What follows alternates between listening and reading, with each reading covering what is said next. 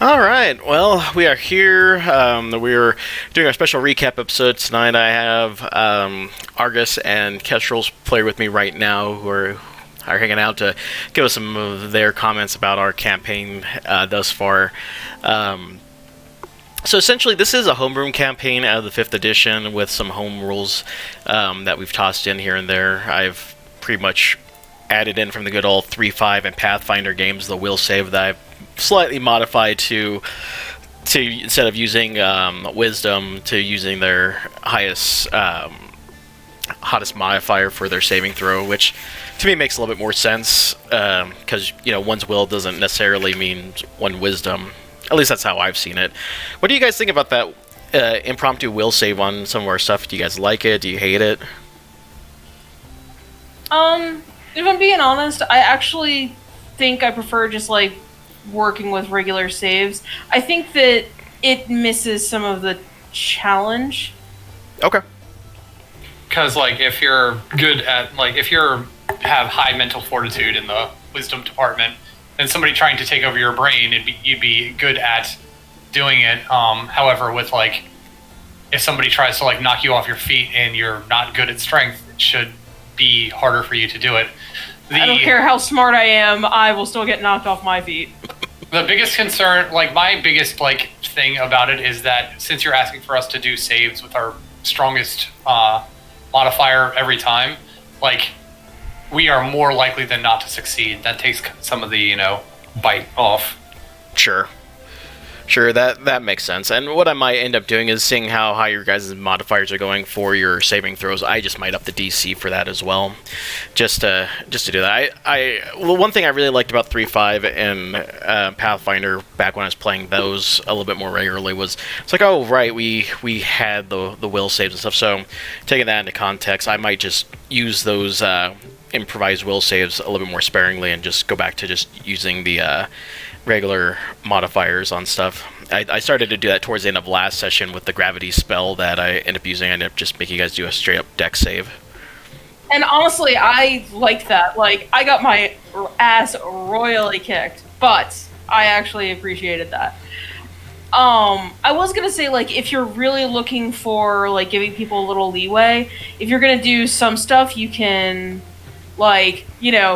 risk getting knocked off your feet, so you give people an option to use strength or dexterity, or if they're getting attacked mentally, you could let them use wisdom versus intelligence or something to, if you really want to go that far. Sure. Instead of just the highest. But I feel like it does it makes us a little too overpowered. It takes some of the fear out. And that's fair. Yeah. No, and that's perfectly fine. Like I said, it's one of those things that I'm not entirely sure how you guys operate as a group, and I'm starting to get a little bit more a feel of how the group goes, because, man, you guys can really truck a large, heavy-duty monster, no problems, but, once we start throwing in AoEs and stuff, it's like, okay, that seems to be an issue with some of the characters. Yeah, some of us are super squishy, and we don't have a serious dedicated heals. For the most part, everyone except for Argus stands around in a circle around the bad guy, and we just stab as hard as we can. So when everything blows up in an area to hit everybody, I kind of oh wow, that must suck. Yeah, Argus is fine, and the rest of us are oh god, we all just tried to die. I mean, I figured at one point one of us is going to die. And we can probably get another ranged character in here.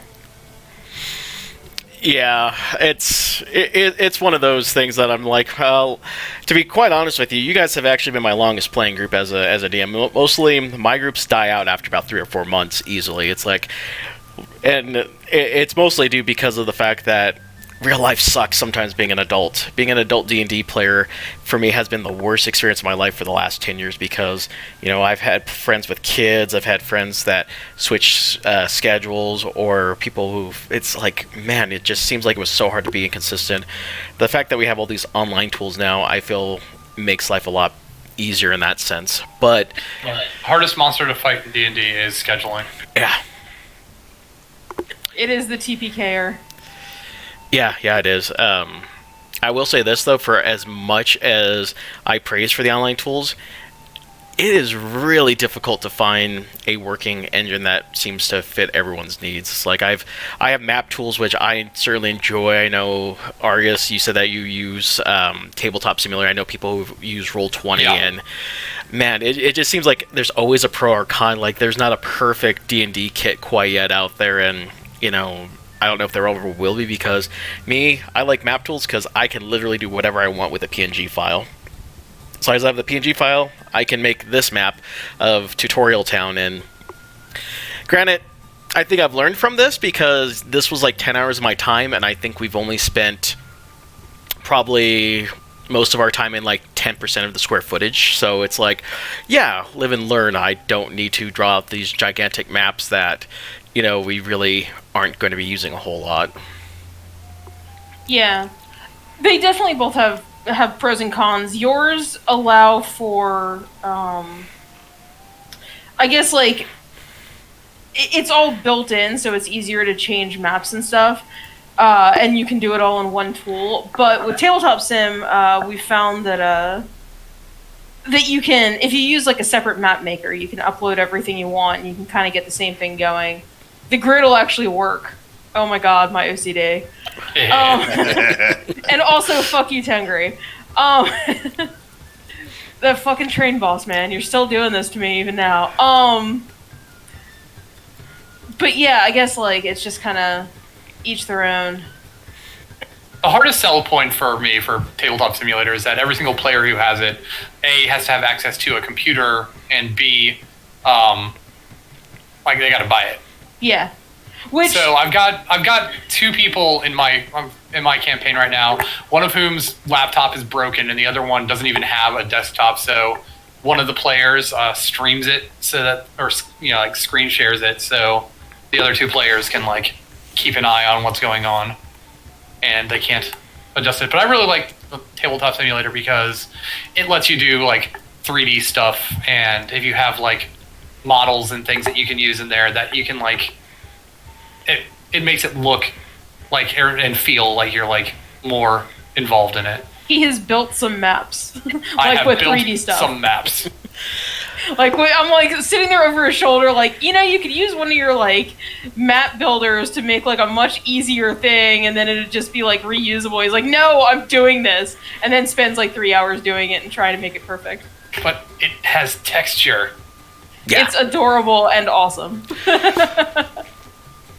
Yeah, I just had no experience with Tabletop Simulator with all that stuff. My only experience has been just Roll20 and this, and I only picked this up because people were like, well, it's free, and two, you can literally do everything you want with it, and it had a built-in dice roll on it, and you can tag characters with it as long as you get the right module for it. So I'm like, well, that makes life a lot easier in that sense. I could actually put hex on someone. Granted, it took some dangling for the first few months, but yeah, it got there. I think we've got enough stuff to where we're actually able to do stuff on it now. Either way, it's still better than my crappy Google Docs map that we used for our Oh, previous yeah. couple of campaigns before we discovered Tabletop Simulator. It was terrible. Though it did allow a lot of customizability, so I could like tag everything with every possible like debuff that we would throw on things. God, can we actually throw in, let's see, states, blind. I'm on the Platea map if you guys wanted to hop on there. Let's see your state. Yeah, I can put in multiple states on one character, so that's pretty devious in that sense that I could tag on like 20 different effects on someone. Oh wow, I apparently need to upgrade. It says I'm running an old version. Map tool? Yeah. Weird. Did it give you that message last week? No. You're running an old version with security vulnerability. Please upgrade. See Discord announcement channel Yeah. or bit.ly blah blah blah. Wow, I did not get that message. I will have to look into that. What version do you guys have? I don't know. Whatever we. 1.7.0. Yep, that's yeah, the one. that's what I got too. I did not get that, so Gene? yeah. Is there just a download link? Oh, when I go to connect to the server, it does that. Oh, okay. Yeah. It's not like when you open it up, it's when you go to connect to your server. Yeah. Yeah. Okay. Well, I will have to download that, and I'm gonna have to. Well, it's a good thing that I can export our campaign and then just re-upload it. I will do this then. I will just screen and map tool and go live. I should have more than enough bandwidth to stream this in the chat and not lose any frame rates. So, but yeah, so the one thing I will say though is, and I didn't even think of that was a question. I think we talked about it after our first session and session 0, our introduction to the characters, was the fact that I did not give you guys a way to actually get the group together. You're like, so why are we here? I'm like, oh right, you guys aren't here just to compete. I have to get you involved. I'm like, oh, okay. Yeah, I think that was on us. Like, we didn't know what was going on, like, the purpose of it, so we just sort of made backgrounds and then hoped for the best. Yeah, that's kind of, yeah. I think it kind of goes both ways there, because I don't know, personally, when we created characters, I was under the impression that we created a backstory. We're starting in on this map, and like that's where our starting point was. It wasn't we weren't building it with the idea of our party being cohesive at the beginning and having, like, we were all coming from separate backgrounds, and my interpretation was we were going to basically be pushed together in something, not like,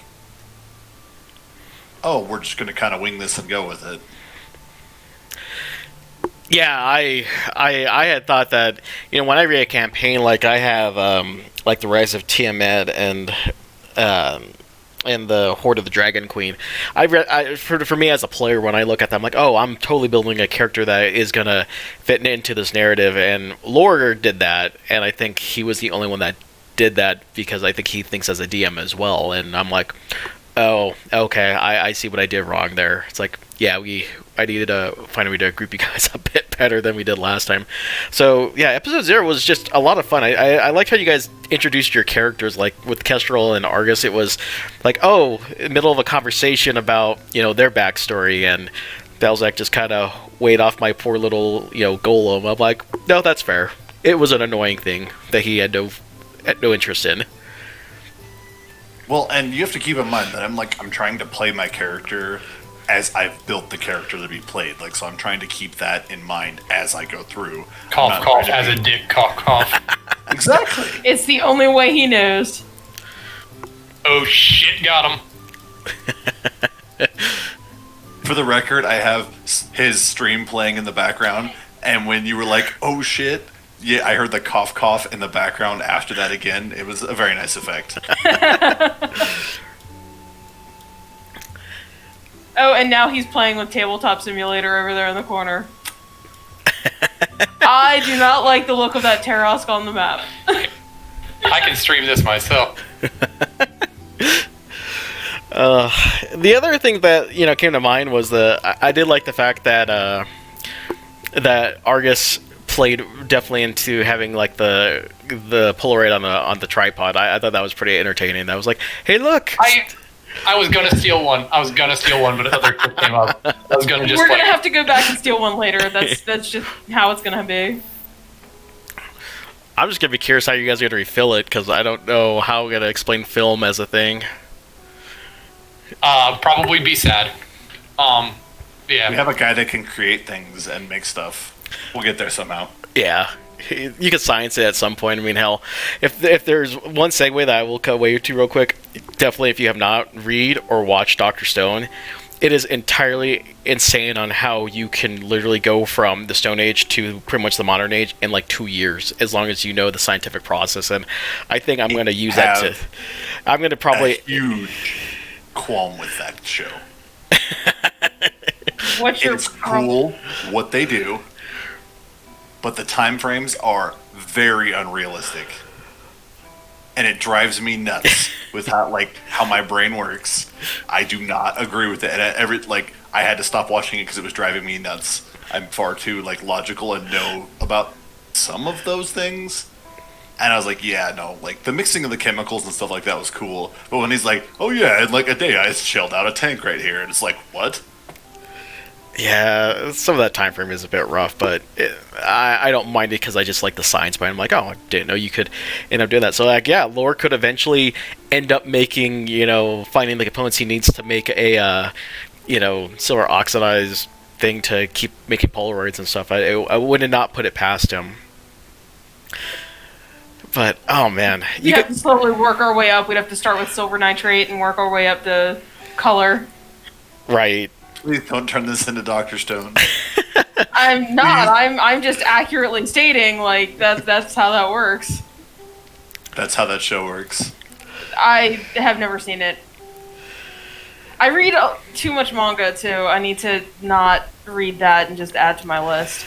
That's one that you should. If you ever find yourself needing to pick up something new, pick up that one. It's a good read. It speaks to the science nerd in me. Speaking of characters, I do like science nerd stuff, though. Yeah. Oh, damn it. So we do have in our party. We do have 6 characters. If people are tuning in for the first time or have forgotten, we have good old Balzac, who has a lone wolf vibe going there. Let me just pull up the character sheets real quick. So Balzac is our... they're all level 5 right now, and probably level 6 once they clear this next dungeon. Got a half orc fighter specializing in the Eldritch Knight ability, if I'm saying that correctly. It's Correct. it? Yeah, it's special. Eldritch Knight, yeah. So that's played by Satchmo from Bad Sasquatch Gaming. And then Argus the Resplendent is Bard with some Warlock ability, and that's played by well, I won't say his character name because it's not fair, but yeah, Argus is our Bard Warlock, and then we have Kestrel, who's our Elf Wizard, specializing in blade singing. Argus, is your Bard school the Archfey, is that correct? Yes, College of Glamour. College of Glamour. My Warlock's patron is the Archfey, and I am College of Glamour Bard. Okay. That was one that I didn't like. When I made a bard, I just did the standard lore one because I just liked cutting words and stuff. But yeah, that you really shown some interesting abilities with that, especially with the advanced movement and then the enthralling stuff. That was actually pretty neat. Yeah, the lore is really good, especially once you get to cutting words is great, and having earlier access to magical secrets is super awesome. But frankly, I just wanted to dump 2 levels into Warlock so I could do something during combat. And now that that's done, I'm fully focused on barding. Yeah, and then Kestrel, you went into blade singing. What was the logic behind it? You just wanted to do a little bit more with more melee with spell, cause like a spell blade.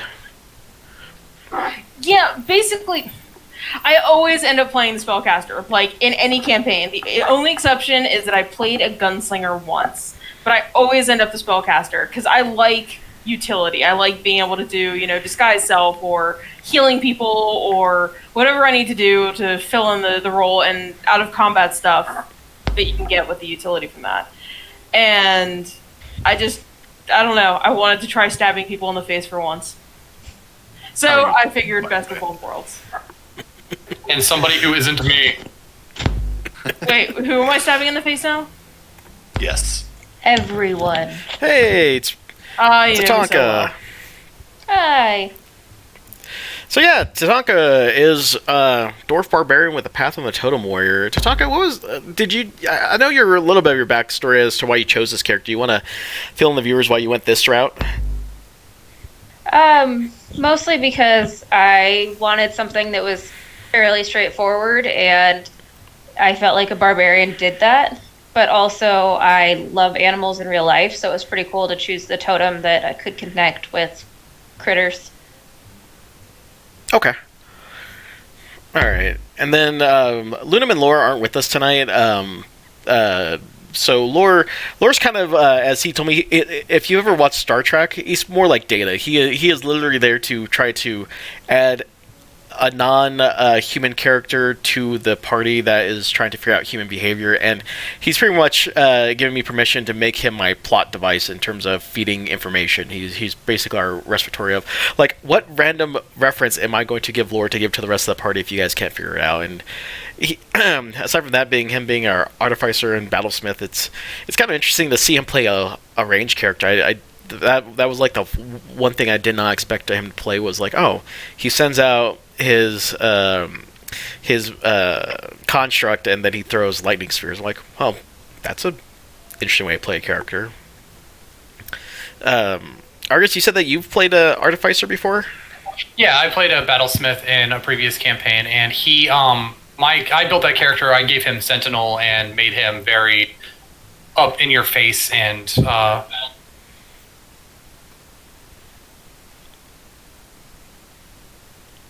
Did we lose him? so he was kind of like the tank of the group.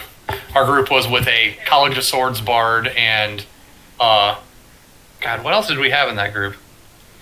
Rogue and what were you playing? You were playing. Oh God, that was my gunslinger. the gunslinger. We abused a rule that our DM let us abuse. We warned him in advance that it was going to be overpowered too. We're like, is this okay? And we made the most overpowered character between the two of us.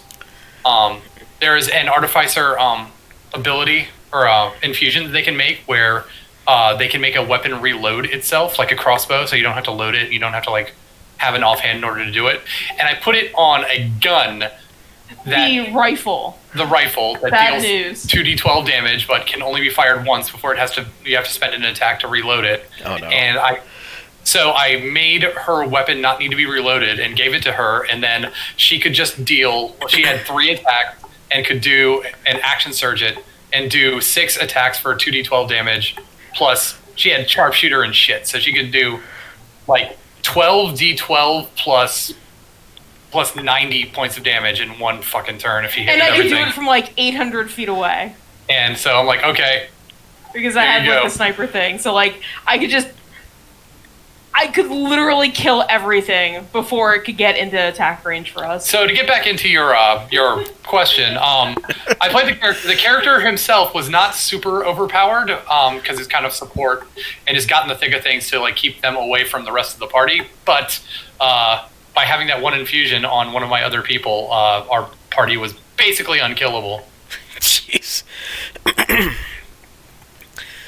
Good grief. Yeah. Well, and it sounds like, Lore's utility abilities will come in handy, like making a bag of holding and stuff like that. That's like, I was like, oh, well, that's kind of a neat ability to have just for utility-wise as well.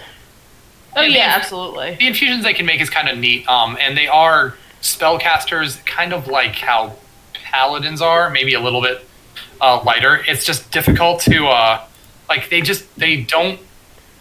they don't have a lot of oomph. They lack a specific niche. Yeah, they kind of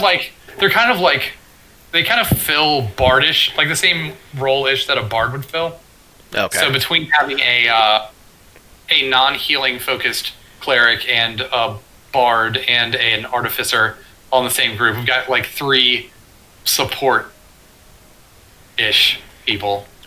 Yeah, Lunam's character, rolling into that character, they're a level 5 shifter cleric with the Twilight Domain, and I was like, well, I've heard of warrior clerics before, and the way Lunam plays, I'm actually afraid of that character a little bit, especially with their is it the spectral weapon that they have, or spiritual weapon? Spiritual weapon. Spiritual weapon, yeah. Yeah, I'm like, okay, this plays quite a bit different than I had when it's definitely different from what people have say when they say cleric. So, Well, Twilight, I'm still trying to figure out like what role Twilight is supposed to fill. Like death or war are a lot more like battle heavy, and then there's like light, which is more like caster heavy and can like throw fireballs and shit.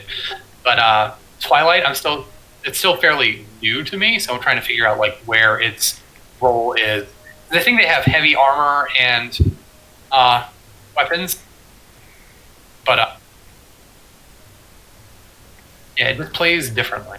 It feels like a heavily armored disciplined priest, honestly. Yeah. Like WoW style, because like they have like the temporary hit point stuff going on, and they kind of heal, but not really. It's more like they attack and then occasionally like bubble people. Right. Yeah, it'll be interesting to see which way Lunum takes their character over to as we continue leveling and stuff. Level 5 is kind of at that cusp where, like, okay, everyone's got their basic abilities now. We're going to get into a super cool specialization as we hit, level 6 and 7, and then eventually we'll hit 10, and then, all hell breaks loose. If I'm being honest, I'm actually really excited to see what he's doing with his story, though. Because I feel like Lunum, there's going to be something that's going to kind of break the character wide open that we don't see yet. Yeah, I'm curious to see. Like, me and Lunum have been working on their plot story, and yeah, we kind of hit and miss some stuff. Like, I think I over exaggerated a little bit, and so he was like, "Oh, well, you did that." I'm like, "Yeah," and he's like, "Oh, well, that actually kind of works." And so, yeah, it's one of those things that we'll get a little bit more in sync as time goes on. So, yeah, so that we spent pretty much the entire campaign doing that, and man, that was back on September 29th is when we started this campaign. So yeah, yikes, that's been some time. So as soon as we got everyone together, aside from that, the only plot device that happened in the tutorial was that you guys ended up meeting each other, and then Belzec got a hold of the memory card that has been a very interesting plot device that wasn't too sure I was going to do a whole lot with, and we'll see how that turns out here after you guys finish the first gate. And then we had the plot device of the fact that the wizard Nerdy himself came out, and it's like, hey, here's a clue, go find it, and then it led you guys to the dungeon. So, what was... Oh, I'm hoping that... Oh, yeah. There we go. So yeah, we guys got you down to the dungeon down here, and so to give you some context, I was running a little short on time, so I ended up finding some map tiles that some guy graciously put on for free, and I just kind of snapped them together and kind of just made way of it. It was the first time that the group did stuff. It was kind of interesting just to see how people did stuff with encounters and stuff. I think Belzec charged at the poor what was it, hobgoblins? I think you guys fought like right off the bat. I think Yeah. that sounds right. Yeah. And to be fair, I didn't just straight like, ooh, goblins charge. I asked about their demeanor, and I basically ran a perception check to feel the hostility before I was just like, oh. No, I think you just ran up and tried to murder them. It's fine. It all worked out well in the end. Yeah, I definitely didn't almost die in our first combat encounter or anything. God. I feel that. That know what fucking you're talking crit, about. man. I lasted know. 3 months with temp health, so. Yeah. Yeah, you're the only one. So kindly go fuck yourself, sir.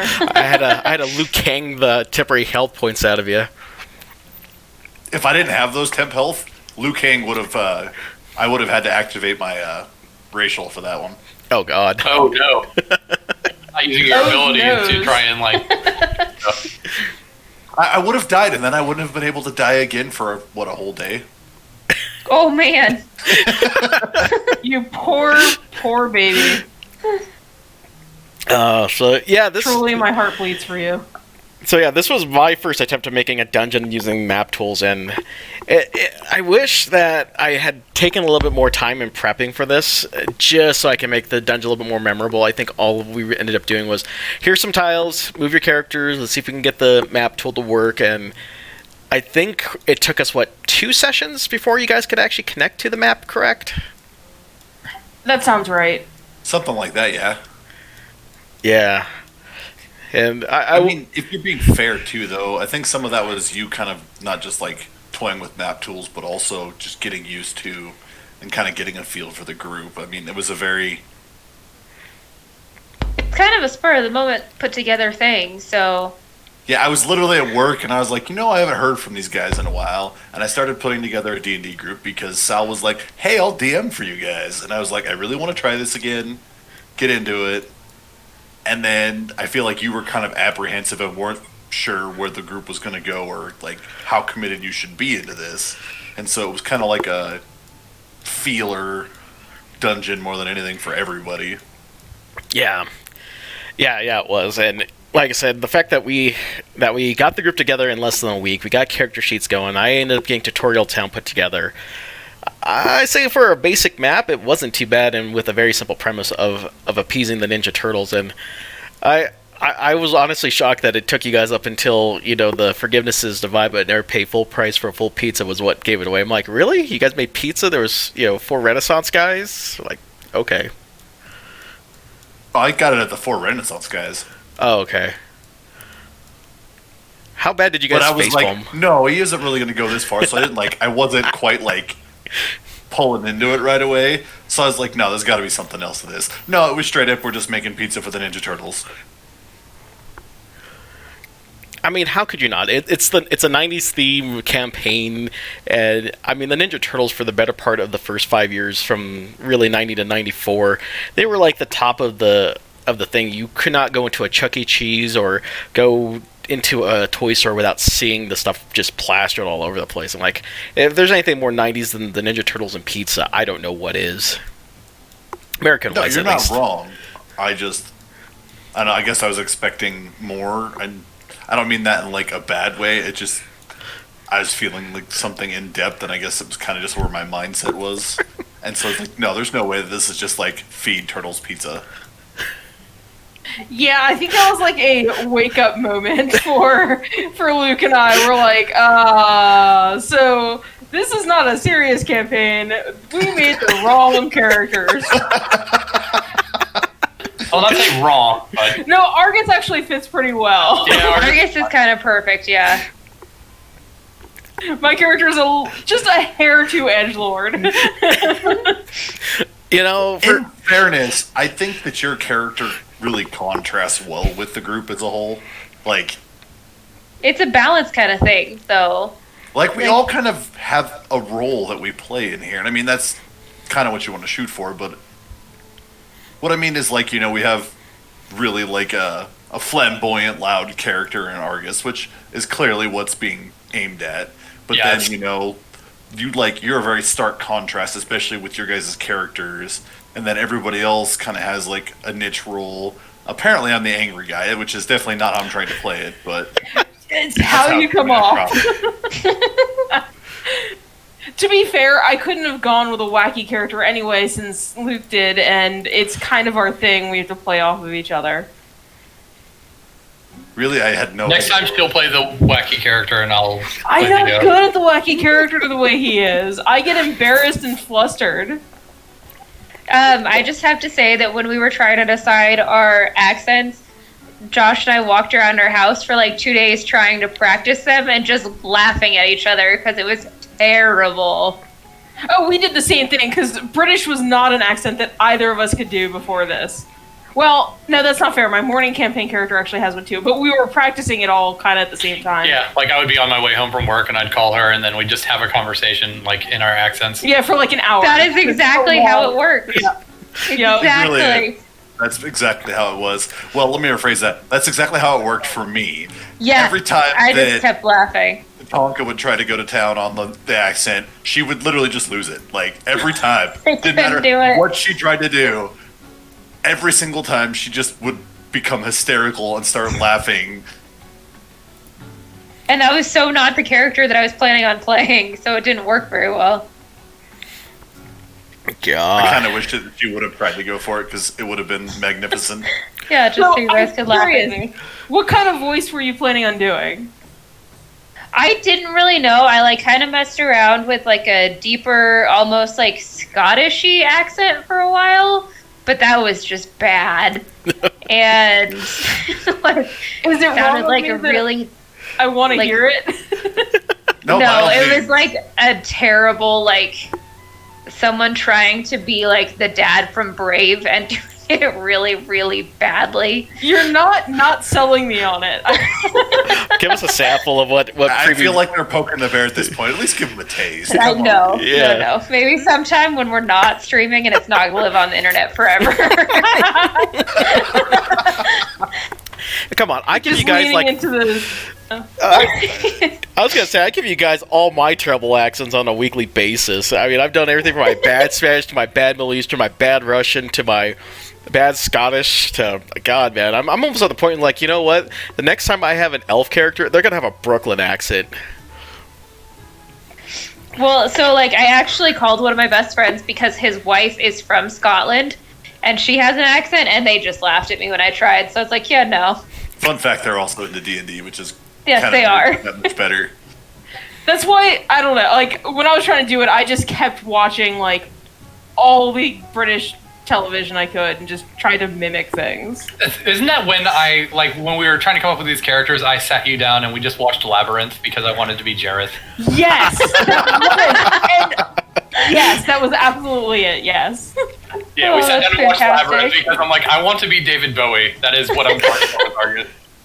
I don't even remember what Kestrel was based on anymore because Kestrel has changed so much. Initially, her name was supposed to be Fox, and I she was remember that. based on a character that a concept I'd come up with a while ago, but I had to change it because having a character named Fox and then having a Fox person in the group that was not named Fox was going Yes. to be confusing. So at the last minute, 10 minutes before we started almost streaming, literally the last minute. yeah, it was literally right before we started streaming. I'm like, oh shit, I need to change my name. I don't know what to name this character anymore. Because she was supposed to be a trickster, and that's what it was. She was supposed the original concept was for a different campaign, and she was supposed to be a trickster / assassin, and she was supposed to always wear a fox mask, thus Fox. And then it became Kestrel, and not really so much with the trickster. Well, a little bit of it, but not a lot. She became a lot more edgy than she originally was supposed to be. And she ended up basically being the groaning foil that tried to stop Argus from being a total idiot and not having a lot of success. Though, in fairness, I feel like I feed into it more and more. Well, and I feel like Tatanka ended up a lot nicer than I intended her, because I definitely meant to be more cold and distant and not helpful at all. You And wanted to be the angry obviously- one. Yeah, and then he took that, and I wasn't angry anymore. Well, I wasn't okay. To be fair, I have not To been be trying fair. to push that. I've been trying to push that. My character is not trusting of a lot of people because, for one, half orc, kind of a slummy race anyway. But the big point being is I'm used to people trotting down on me all the time, so I'm not trustworthy. Not trustworthy, but I'm not very trusting in other people. So when people expect me to trust them, I'm very, very standoffish about that. So I think that's where a lot of that comes from. I'm not necessarily angry, raw. I'm just very headstrong and not trusting. I don't know. I guess I don't really see the angry part of it, but I can understand the where the confusion is. You'll see more as we work with it. I've got some ideas. The funny thing is that Belzak is the most normal person in the group. We have the Foxman from the mysterious faraway continent. We have the two Fey-like beings from another world, and then we have the green man, the angry green man, and the short, nice dwarf. And The short, nice, occasionally a very angry dwarf. Yes. Depending on dice rolls for the night. Yeah. God, that dice bot, man. Oh, and the middleman. Yeah, Can't forget the middleman. Yep, can't forget good old lore in our plot point. You guys completely forgot to bring up, or were you just leaving Lunamit the fox person? I said So he's a fox person. I said he was a fox person from the mysterious faraway continent. Oh, I missed the faraway comment part. Maybe I cut out or multitasking. something. Apologies. No, I might have cut out. It happens. But yeah, so You and Tatanka are like the two most normal people. I sure don't feel like that when I'm like role playing. I feel like, God, I'm being attacked all the time. What did I do wrong? You're just being you. So you guys, That's fair, and I'm very angry about that. See, you're the angry. Green Man. The angry green man strikes again. oh, But what does he ever not? That seems to be all he does. so aside It's why from, we both love and hate him. jeez, so Wait, we're supposed to be loving him now. Well, we pretend to. and you wanted to change your character. God. So Wait, who said I wanted to change my character? Not not you. you. So aside from that, the other piece was that you guys got Splinter's Calf, which, damn it, I've been wanting to give you guys a chance to do that, and there was an opportunity to do so, but they cut it because we're running out of time when we're in the library. There's supposed to be some spectral forces. You guys were supposed to use that one because I really wanted to hear Argus say Cowabunga, and I was like, crap, we're out of time. Exis encounter. So aside from that, you guys got the Thunder Key clue, which I wish I had spent a little bit more time on this, but because you guys were burning through that dungeon, I kind of ran out of time to just do that. And I was really shocked that like Ludum like kind of just deciphered this one in like an hour. I'm like, oh, well, I guess he's either seen this before or it was really obvious to his eyes because my God, like I think it was like an hour He later. figured that out quick. In fairness, I think that that's like something that he enjoys doing. I don't necessarily think that was like he's seen that before. I think that was just him like, oh, I got a puzzle, hunker down, look at this, and he started like pulling stuff out of it. And I mean, we bounced a couple things off, and then he's like, I think I got it. And yeah, I think, like, independently, I was looking through it and I figured it out, but like, I'm like, it might be this, and then, no, and I just didn't say anything. Like, second guessing myself. And I just dove in to try to. I overthought it. I was like trying to like analyze everything. And that's, yeah, I just overthought it. Oh man. It's my failing with like all sorts of puzzles. I always overthink it. Yeah, I'm gonna have to when I make the next set. I'm gonna definitely have to try to get that one a little bit more hunkered down. Oh, am I missing episode 4? Oh, I think episode 4 might be Gone to the Void. Oh yeah, I think it's Gone to the Void. Unless I mistimed it. Oh, alright. I guess episode 4 is Forever Gone to the Void. Sad day. So yeah, then after that we went back into town. So we went back into town. You guys emerged from here. Poor Nasir ended up having his entire bazaar pretty much getting confiscated by the government and the corporation that you guys are at ends with, at least in part. And yeah, and then you guys you ended up. forgot that Argus bought a vegetable slicer. Oh, right. I did. It turned out to be useful. Unlike useful. Oh, poor useless. Actually, in fairness, no knock on Lore's character. He's had some crappy roles as far as attacks go, but I feel like useful has been more useful than Yes. he has. Like, I feel like his character, like, personal actions have been less useful than actually his dog. A lot of times his dog gets up in there. We've gotten a lot of advantage rolls off of it, the defensive benefits that we've had from it, and then he just tries to throw his spear, and it seems like 80% of the time, 85% of the time he fails, and he hits like a wet noodle. I'm waiting for his moment to shine. Yeah, and I'm thinking that the D&D Beyond dice might be a bit more, I wouldn't say forgiving, but it seems like we get more success off of those than anything, because... Speak for yourself. Personally. Yeah, I've had some terrible rolls with them, but then some great streaks, so... Not to be yeah. that guy, but it's fucking random. Yeah.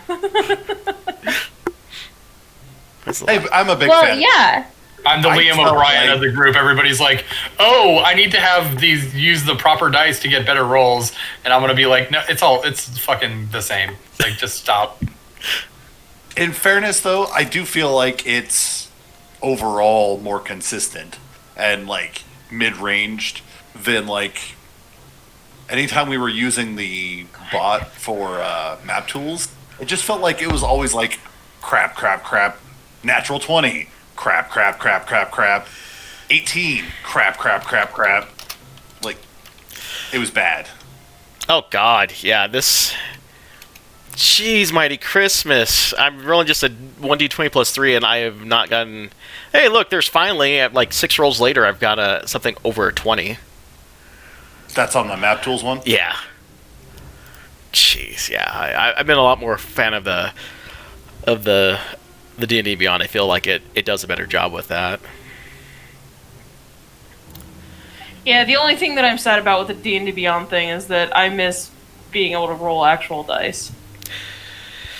Yeah, I think that's the one thing that I think even me personally I've been having a small issue with is the fact like, oh yeah, I used to roll actual dice and it felt good to see those things tumble, and like it's not the same. You need some Bluetooth dice.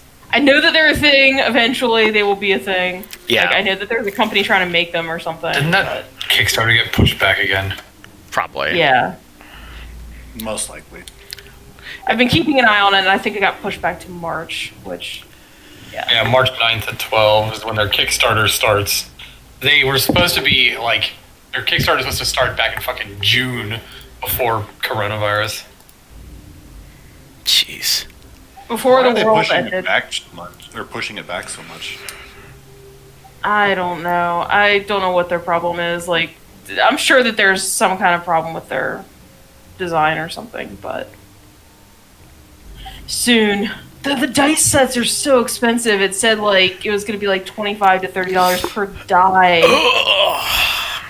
Damn, but it's Bluetooth, so that tech is not cheap, being that small. Yeah.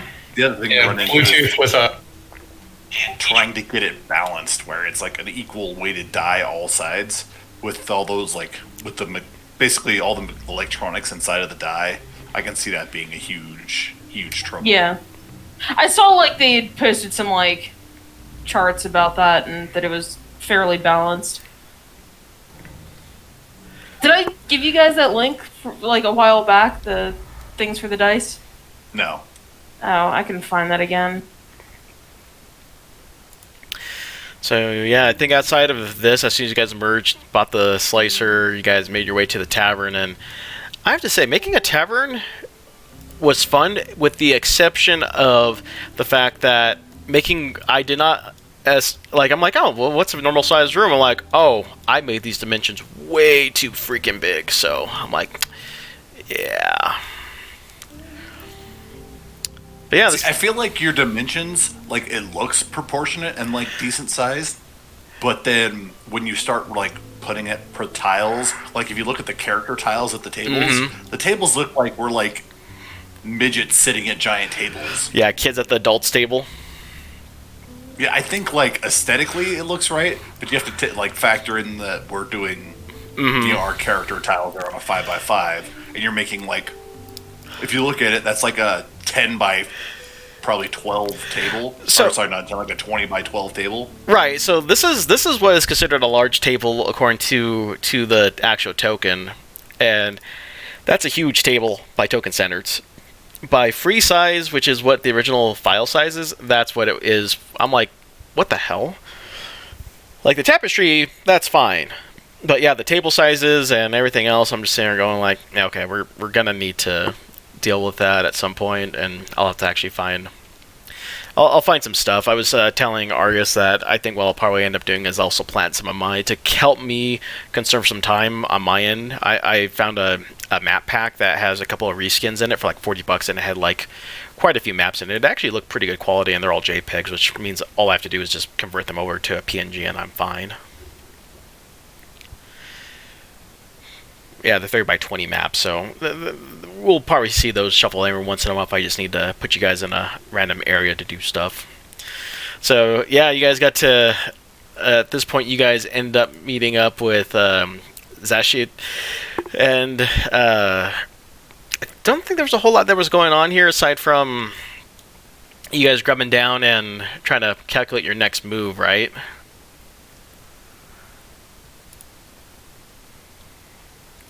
Because according to What was that? I'm sorry, I missed that. oh, I was just trying to figure out. So I think you guys, after you guys got done with the dungeon, you went to the tavern. I think you guys just had like basically just plot time. Oh, that's what we did in episode 4. Yeah. I think this is where we ended up getting Belzac sent on and Lore sent on their quest, one for Hanma and one to go to the combat marketplace to go and get the Beanie Babies. I think that's what happened in episode 4. Oh, speaking of which, did you ever, while I'm thinking about this, did we ever figure out the amounts that we owe Hanma yet? Like what we agreed on? Because I know we were going to go back and look at that, and I don't know if you did or not. I think we decided on 750 for yours, and Tatanka had to redo hers because we found out about her whole armor problem with her heavy armor. So I think we were readjusting her stuff for armor that works with her class. Oh, I was just curious if we'd actually like resolved that, and you had the info on that for when we went back or not. So yeah, I'll get that to you guys. Once I have to go back and replay the episode. I think I said a certain amount. I'm pretty certain that it was like 750. It could be 1,000 though. Might be 1,000. That's why I have to go back and rewatch that episode. But yeah, anyway, sorry, I keep derailing you. No, you're fine. I'm just trying to remember. So yeah, episode 4, we ended up having stuff in the tavern. Tatanka had something about dwarves being killed. Lore was asked to go and find Quarren. You were asked by Mirren to go and locate the first 2 Beanie Babies for her. Lunam had a run-in with Mirren as well and how she did something with the moon. And then I don't think Kestrel, Argus, you guys got a missive from your queen, from your court, if I remember correctly. Yeah, we got. Yeah. I had to pull up my notes. We got a mirror that like told us to go do stuff. Yeah. So yeah, I think that was all that happened in episodes 4 and 5. You guys just did a whole lot of plot dumping, and yeah, I think that's all episode 4 was. It was 3 hours of just doing. Oh, okay, we are committed now. We've been in here for a month. Let me go ahead and start breaking down all your plot points at this point. Was that the spider episode where you forgot the poison damage? No, that was episode 5. Okay, I was off on then. Yeah, that was episode 6. Sorry, yeah, episode 6. Yeah, I was gonna say that was 6. Yep, I forgot the damn spider poison, so I wrote it off. It's like, they're not there to kill you, they're there to capture you. Of course we won't need poison, because, that could be lethal. Wink, wink, nod, nod. Please don't kill me. The so-called First work at Tonker gained her extra fond hate of spiders. I know, I can't seem to drag Tatanka off no matter how hard I try. You guys are good. Yeah, and you're trying. Need something bigger than a spider. I guess. Like, you guys are on top of it. You guys, for the fact that you guys only partied up for 5 whole sessions, you guys, I think that's the thing about when you play D&D with people, like, even though your characters aren't that way, as players, you're like, oh no, it's a party member, must save. It's like it's an inebriated unless you really hate that character. It's ingrained in your spine. So I will say this: I've had not so much D&D, but I was playing another tabletop RPG where there was one person out to kill the whole damn party, and it ticked me off to no end that he was basically trying to subvert the party every single way. So I had to so he killed off my character, and I'm making an anti-PvP character just to counter him, and I was like, dear God, this was bad. This was like my second year of playing tabletop RPGs too. I almost swore it off after that. I'm not gonna lie. During the first campaign that we played for 5th edition, a guy joined our campaign late, and he made a dick. Like, the character was an asshole, and was like evil and super suspicious. And the whole group started questioning him when we got attacked in the middle of the night. We're like, you did this, you brought them here. And he kept trying to be cagey about it. So we started, interrogating him. and he would not tell us like what his goal was or what he was trying to do because he was leading us into the Underdark, and he would not say anything, and we ended up like killing him. One of the characters, a monk, like ended up decapitating him, so I couldn't even revive him with my druid. Like, just literally straight up killed him. And me, again, with all of my DM experience and trying to, like, I just, want to get things going so that the group can work together. Like, I was, like, trying to, and I was the paladin, and I was like, can we just, like, try to, like, he says there are demons down in the Underdark that are doing things, so maybe we just, like, hold him at bay and have him show us where the demons are so that we can stop them from being, even though, like, we shouldn't really care. I just wanted to get, like, I wanted the group to work together, and then the monk just jumped out of the nowhere and killed him. I'm like, okay. Yeah, I feel kind of bad. There is a meme joke that Luke and I still use from him. What was the last time we referenced that? Literally like an hour ago, like right before we started this recap episode, we were making a joke about it because it has become a thing. The group started interrogating him, and partway through, he's like, okay, I'm done being tortured now. He still wouldn't tell us anything. And it has become a thing. He literally said, I'm done being tortured. And, like, we looked at each other and, like, I don't think that's really how this works. You don't get to decide that you're done being tortured. Well, I think part of the problem is that he started playing a character that the DM had used prior, and prior to taking over the character, the DM controlled character had kidnapped and, like, tied up and, like, imprisoned two of the team. Fun fact, one of them played by Antheus. Yeah. So, like, no one liked the guy before going into this. He was already an enemy. Well, that doesn't exactly bode well. Like, I guess you'd see something like that kind of coming. Yeah. I mean, if you're gonna, I guess the way I see it is, if you're gonna try and build a character to, TPK, you probably should build it like from ground zero. I don't know. Just seems weird to pick up a bad guy and start playing him and try and be part of the group.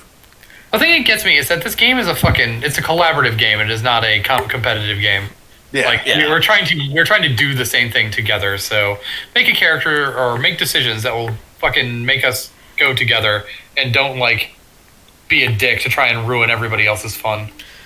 No, I agree. I definitely hate it when that happens. I think that's why like two of my games completely disintegrated, because it was the same guy doing it over two campaigns through two different games, and I was just like, I'm over it. I stopped playing tabletop RPGs for probably about a year before I jumped in and played a different module with a different group of friends. But Sorry, Snugs. So I do want to point out that, so this is one of the maps that, again, I got from a free online pack from Map Tools, and it's actually kind of nice because it's all one piece. It's just one huge text piece, and it works fine for what I needed it for that day, which was, all right, well, here's some random people, here's some open areas I can throw some mobs in. Oh, and look, there's a poor dwarf that his entire company got murdered and fit into Tatanka's whole plot line. And yeah, I think that was the one thing that was interesting to me, was that Preeby gave me just a little bit of a thing about her village burning down, and as a DM, it's like, well, okay, it's not a whole lot to go with, but then, once in a while you're like, but I've got this idea that could fit with that, and hence what I did was that the Anvil of Calamity, as I call it, isn't actually an original story by any means. It's actually based off of Legend of the Five Rings, Anvil of Despair, which much more darker in how bad it got. And yeah, if you guys ever just do a Google search, Legend of the Five Rings, Anvil of Despair, there's an entire article written about it, and yeah, it's very sick and brutal. I mean, people got tortured on that stuff and got killed on it. Like, my stories are just I wouldn't say a fluffier version of it, but it's in that same vector. It's a really good story to read about, and those weapons actually made a huge point in the Rokugan story plot. But yeah, this was just kind of a nice thing. That this is why I kind of like trying to get maps that just I don't really need to spend a lot of time on. I know Argus and I spoke about it. It's like he likes trying his own maps, especially when it comes to Tabletop Simulator. But if I just need something like this, it's just nice to have. It's like it's simple, it's neat. I just drop it down. We're good to go. Same thing with this other campground map up here, and the one up here. It's just a nice simple thing. I mean, Yeah, no, that's good for like a typical thing. I've made a couple of maps that are just like road with forest, just in case it's like, oh, you're traveling at during the day and bandits attack you. All right, let me pull this up real quick. yeah. Tatanga, how do you do? What I did with Tabletop Simulator was somebody wanted to break into a shop and steal something from one of the NPCs, and was like, well, I described what the shop looked like, but I hadn't made a fucking map for it because it's just a shop. And they're like, nope, I want to do this. And other players were like, maybe you shouldn't do that, so we're going to go and protect the shopkeeper. And, well, I'm going to sneak in there so you're not going to see me, and I'm a rogue and you can never see me. Like, okay, but stealth moves at half speed. So the Centaur and the Aarakocra zipped there as quick as they could to protect it, and okay, so we're gonna, well, where are the entrances? Where's like this stuff? I'm like, oh fuck, you're gonna make me like make this map on the fly, aren't you? It's okay though. We got our revenge. The Centaur Druid healer let him die our last session. That's fine. No, but what really irritated me was that I spent like the 5 to 10 minutes frantically making this map as quickly as I could. And then he shows up and like, okay, so how can I get into the building? Like, well, there's an entrance here, and there's one player here, and then there's another entrance there, and the other one's there. So you could probably try and sneak in, but this isn't like World of Warcraft where you can go through a door invisible. No, you gotta if you open the doors, they're gonna see the door open. Like, oh, okay, well then I'm gonna leave. I'm like, why the fuck did you make me do this? So, funny that you say that. Last night on Lore's campaign that I play with him on as a bard, we were going to bust into the shop to steal some poison that was going to do some pretty bad things to, not the worst people, but people that probably shouldn't just be poisoned, because poisoning people is just a bad thing. So, not only was this alchemist shop warded, so I used my last 3rd level spell to dispel the alert spell or whatever the hell he had on it. But then I used a disguise spell to disguise myself as a city guard. I had them open the door, and I guess these two just had a kill on command shot. I took a sneak attack crossbow shot that ended up doing 30 points of damage in one hit, apparently. And my character just fell over because, oh, like, cool, I have 34 HP and I did not fully heal after our last combat, because I'm like, I'm only down like 7 HP. Not a big deal, right? No, bam, dead. I was like, oh, well, that's cool, I guess. I guess my character will just fall over dead from this random sneak attack. That's why I'm not allowed to play Whisper Bards anymore. He's not. It's a thing. Tengri preview. Were you guys there for that when he pulled out the Whisper Bard? Oh yeah, they might have been there for that. When they were on the boat and she got stabbed by a Whisper Bard and like almost one shot. Yeah, I had like 2 hit points left. I went from full health to 2 hit points. Was that when we were on the way, to the island, in between the two? Yes. When there was that traitor in our midst? Yes. Yep. Yeah, that was exactly her, and she was the one that I, turned around, oh god, if my polymorph fails, I'm dead. On our ship. God. See, I feel like, though, the game should be played like that, though. There should be a level of suspense in people dying. Sure. That's, we're literally pushing the envelope on things. That's what the game is. We're going into... I killed a player in our last session, motherfuckers. Yeah. And everybody else, they defeated that combat because, the big bad evil guy, who was one of the end bosses for my campaign, blew them the fuck up and then was like, you know what, I need you guys alive, so I'm gonna go, and he just left. And then there was a massive stone golem that they should have beaten before, but they just left alive. That was chasing us the whole time. Yeah. Then it came up, and it's the one that killed the rogue, and then the sorcerer polymorphed into a Tyrannosaurus Rex in order to face tank it, and took like 70 points of damage from it before they finally were able to kill it. Before the healer was able to kill it. Yeah, our poor rogue last night ended up missing out on their insight check and their stealth roll, and I'm getting blown away like I did last night too. And it's just like we almost had a TPK from busting into this one shop. Apparently, Lore threw us 2 assassins last night, and we're like, no, that's fair. And they had poisoned, and yeah, we ended up having 3 party members drop out of it. We only had our ranger and our barbarian left to finish up, and it was pretty close. We almost ended up TPKing last night. I was like, oh yeah. I think the only thing that sucks is that if you die early enough in the fight, or not die, but get knocked out, and no one puts you revives you, it is a long, quiet sit for a long time. I think me and the rogue ended up sitting out for like an hour, just waiting to see what happened to the rest of the party. I mean, that's what happens partially when you split up. Like, Yeah. it always Never- seems like whenever you split the party, something happens. Especially Never split the party. Yeah. Yeah. Well, and we didn't take 2 halflings as 2 halfling shopkeepers as a threat. I'm like, they're just halflings. I mean, we scoped out the place earlier, and we rolled high checks, and like, yeah, they show no signs of being nothing more than ordinary shopkeepers. And we're like, okay, well, shouldn't be a problem then. Just tie them up, call it a day, walk out. And no, they turn out to be 2 decent class assassins, and I'm just like, well, I'm gonna rephrase my question next time. So live and learn, I guess. Yeah, but inversely, think about it. Like, that kind of stuff makes you, think more. It makes the campaign more compelling.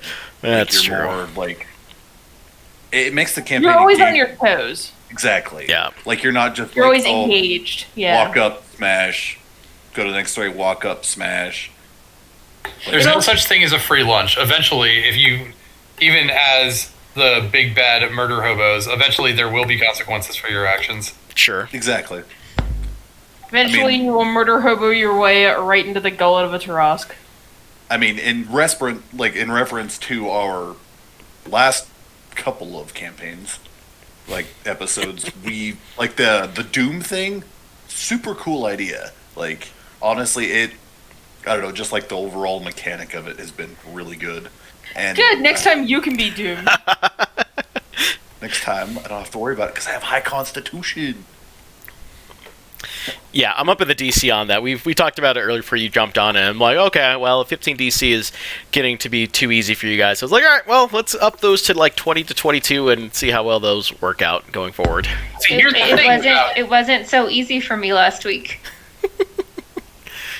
Well, see, here's the thing. Painful. If people have, let's just talk statistics for a second. If people have on average a +5 bonus to save on something, if your DC is 22, they're going to fail 80% of the time. Sure. Like unless you roll a 17 or higher, they're gonna fail. So you can succeed on 3 dice out of 20.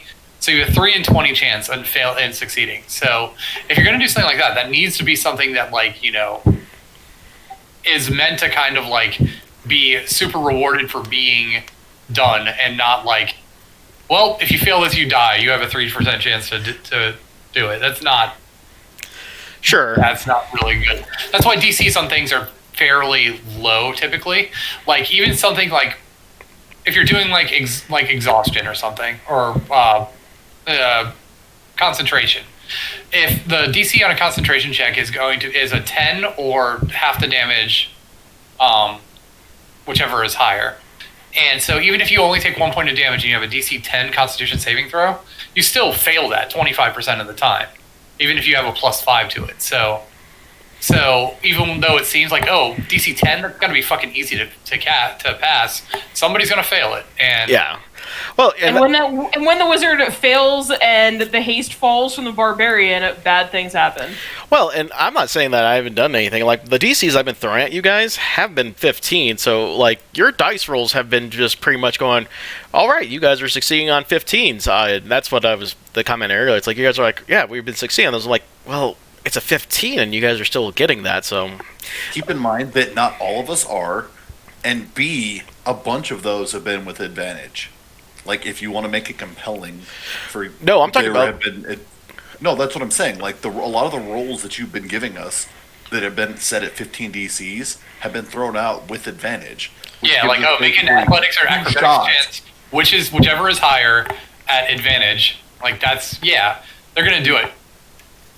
You're stacking the odds in our favor, essentially, as far as that goes. Is all I'm saying. Like, if you're trying to, like, you got some, like, big bad effect that you want to kind of, like, instill in the party to give them, or, like, something to happen to kind of hinder us, like, make it a competitive check, I guess is what I'm saying. And that doesn't necessarily mean stack it to the moon. It means Right. try to stack the odds against us so it's harder for us to roll those good rolls. And also pick and choose like what it's targeting. Like if you're trying to like take out the casters, then yeah, make it a Constitution check. If you're trying to take out all of the, you know, big beefy melee, then make it intelligence or, you know, something Wisdom. like that. Yeah, wisdom check. saving throws will are the bane of your barbarians, but Constitution saving throws will kill your wizards. So Actually, if you want, and another thing, shit, I was gonna say something. Can't fucking remember what it was. Give me a second. actually, That's what it was. Another thing about like just Dungeons and Dragons, especially with dungeon crawling, like we're doing, is that it's a game of resources. Like we only have so many hit points, so many spell slots, so many things that we can do between long rests. So unless we go into a room, fight a bad guy, and then wait for an hour, then go into the next room and do it again, and then be like, okay, we killed the guy, now we're just going to sit here for an hour, which feels kind of then our resources start dwindling. And even if we go like what did we do? We did in this last thing, we did like 4 combat rooms combats and then took a long rest. and then took a long rest. That is, we woke up in the morning, did some research, then went and fought like 4 bad guys, which lasted all of like 20 minutes. and then we're like, oh, well, we're done for the day. And then we spent 8 hours just hunkering down.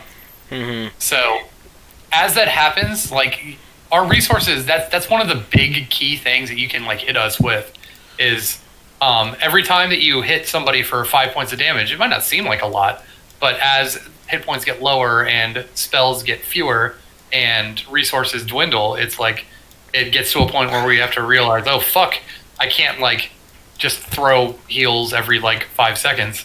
If you really want to put like players at risk, especially in 5e, make a gauntlet. Basically, make a place where we have no choice but to keep going and keep pushing on, and it's a lot of very weak guys. So that we will burn through our hit points, we will burn through our spells, we will burn through all of our abilities, and by the end, we will come out battered, bruised, and half dead, and begging for a rest. And it will take longer. No, and that's fair. Like I said, I think my whole problem is the fact that I'm coming from like maybe 3 to 4 months of 5e, and before that I'd played like 10-ish years of Pathfinder and 3.5. So the whole thing is still, I wouldn't say new to me in terms of what's going on, but it definitely has changed its pace in terms of, you know, abilities to heal and stuff. It's like, man, cantrips in this game are playing a lot different than, you know, the old spells of the old stuff. So for me, it's still getting adjusted to how you guys are playing, and also getting used to the 5th edition system, especially when there's content that, you know, I'm so pick up on. I mean, I barely just finished up with Tasha's book not too long ago. I'm just like, oh, and I've still got like several books to go through. I'm still peering through the encounter stuff just to find out all the monsters and stuff that you guys could be paired up against too. It's just like, it's a lot of content. So, and like I said, I playing in Lore's content, we're having that same kind of issue where we're having problems finding stuff to fight, because we have like 2, I wouldn't say overpowered characters, but we have 2 heavy hitters with our ranger dealing like force damage that has like a +9 to hit, and then does like his normal damage on top of like 2d8 plus something. It's just like, yeah, he kills like everything in 2 hits. So it's fifth edition is one of those weird systems where it's like you can lopside things to one degree or another. It's really hard to find a balanced middle for both DM and players. I don't know if it's been a while, but if I recall correctly, I think like hit point like regaining in 3.5 was not like you couldn't take a long rest and just get all your hit points back. That wasn't the way that it worked. Oh no, you roll dice and you'd be lucky to gain, a good chunk of HP, and that was like all you got from that rest. So kind of like your short rest hit dice in order like every time that you took a long rest on that. So it was a lot less forgiving for like longevity. Mm-hmm. I think the trade-off for that you should keep in mind, though, is it was intentionally designed to be lopsided, to have easy encounters and then to have scary encounters, and not to be in this middle ground all the time. And I think it was meant to kind of bring it so that you could be like, oh, here's a bunch of minions, you do gauntlets, and then all of a sudden, oh shit, here's this like level 20 guys facing like level 5 guys and slinging out spells that almost one-shot people.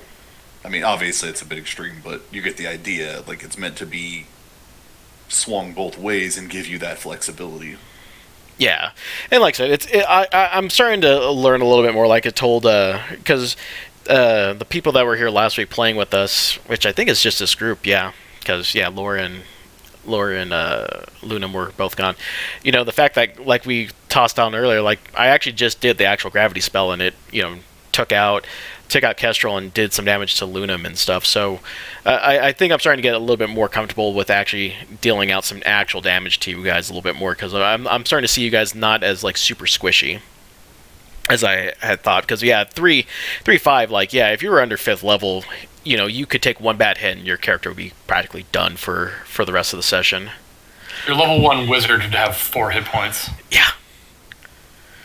Yeah, so now that I'm starting to throw stuff out there, I'm slowly adjusting my strategy in terms of dealing damage and stuff. With the next few encounters, I'll see how things go, and we might just start ruining some of the safety nets, so to speak. But going back to the question I wanted to pose to Tonga, what did you think about the story and the dwarf stuff that was happening here with the dwarfs being all slaughtered, unfortunately? Was that something that you had expected going into this, or were you just kind of like, oh, well, that's a thing? It wasn't something I don't want to say I expected it. Like, I figured you would bring that aspect of my past into it somehow, but I wasn't sure how you were going to do it. And I thought it's cool the way you did it. Okay. So it was at least a welcome addition to your character a little bit. Are you liking that little bit of an aspect to it, or are you having some misgivings about giving me a little bit too much creative freedom? No, I like it. It makes it, I think, more personal as to why she's doing this. Like, it gives her a purpose. Because otherwise she'd just be like, oh, I want to find some new friends. Like, okay. This gives her some depth. Like, a reason to be venturing outside of her bubble. Okay, that's good to know. Alright, and then from there, we went to the combat market. And as you can tell, this map is significantly smaller because I learned my lesson from the last time. We don't need, a full town being built for, just a couple of actions. So yeah. I don't know. I mean, it was a great way to draw out time to scroll across town to say that we wanted to go to the market from the inn. Oh god, we lost our tokens on that map so often. God, I know, me too. I'm just like, oh. Yeah, the market combat was essentially what I needed it to be. It was like, you got your repairs, you got your person to buy spells. I did like the fact that the Corn subplot was here, and I still find it hilarious that you guys still had the bias towards my undead banker. I just laughed at that. I'm just like, oh, my poor guy is getting a bad credit just because he's undead.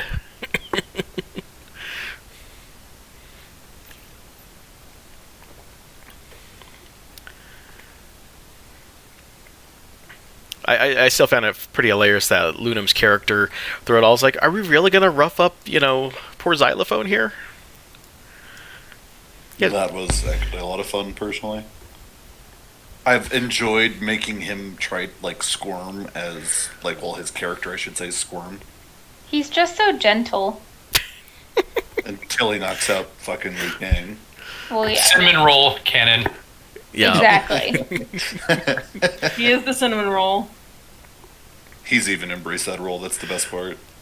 Kestrel just wants to like put him in her pocket and just carry him around. He is adorable.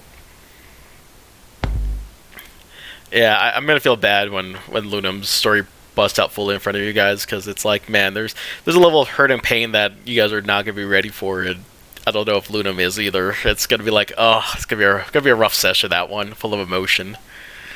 The best cinnamon rolls are the ones with the truly tragic backstories. I know that sounds sadistic, but it's true. I mean, coming from you, it's normal. So. Excuse me? Am I wrong? Yes? Hello? Hello. Oh. Welcome to the party. Or did he? Oh, no, he's gone. Oh.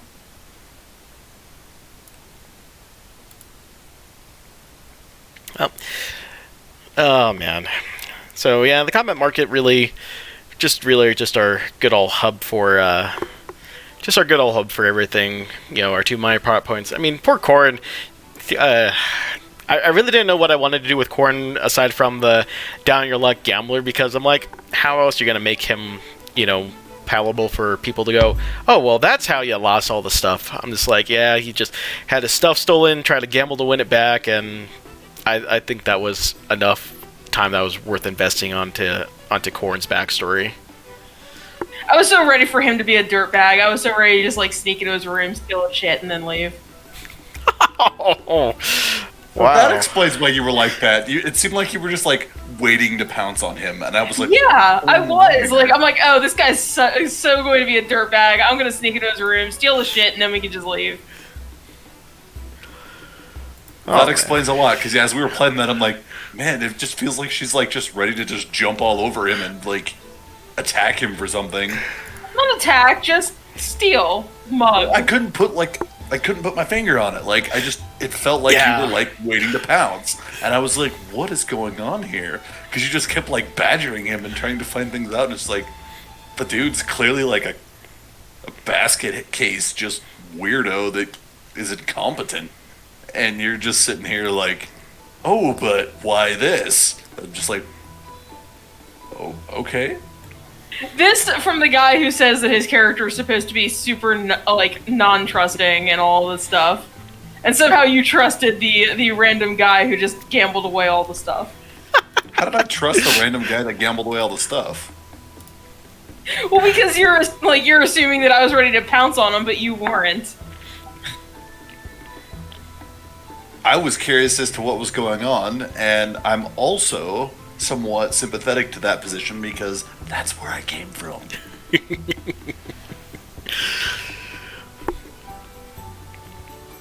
Oh, Gambling away your mother's store?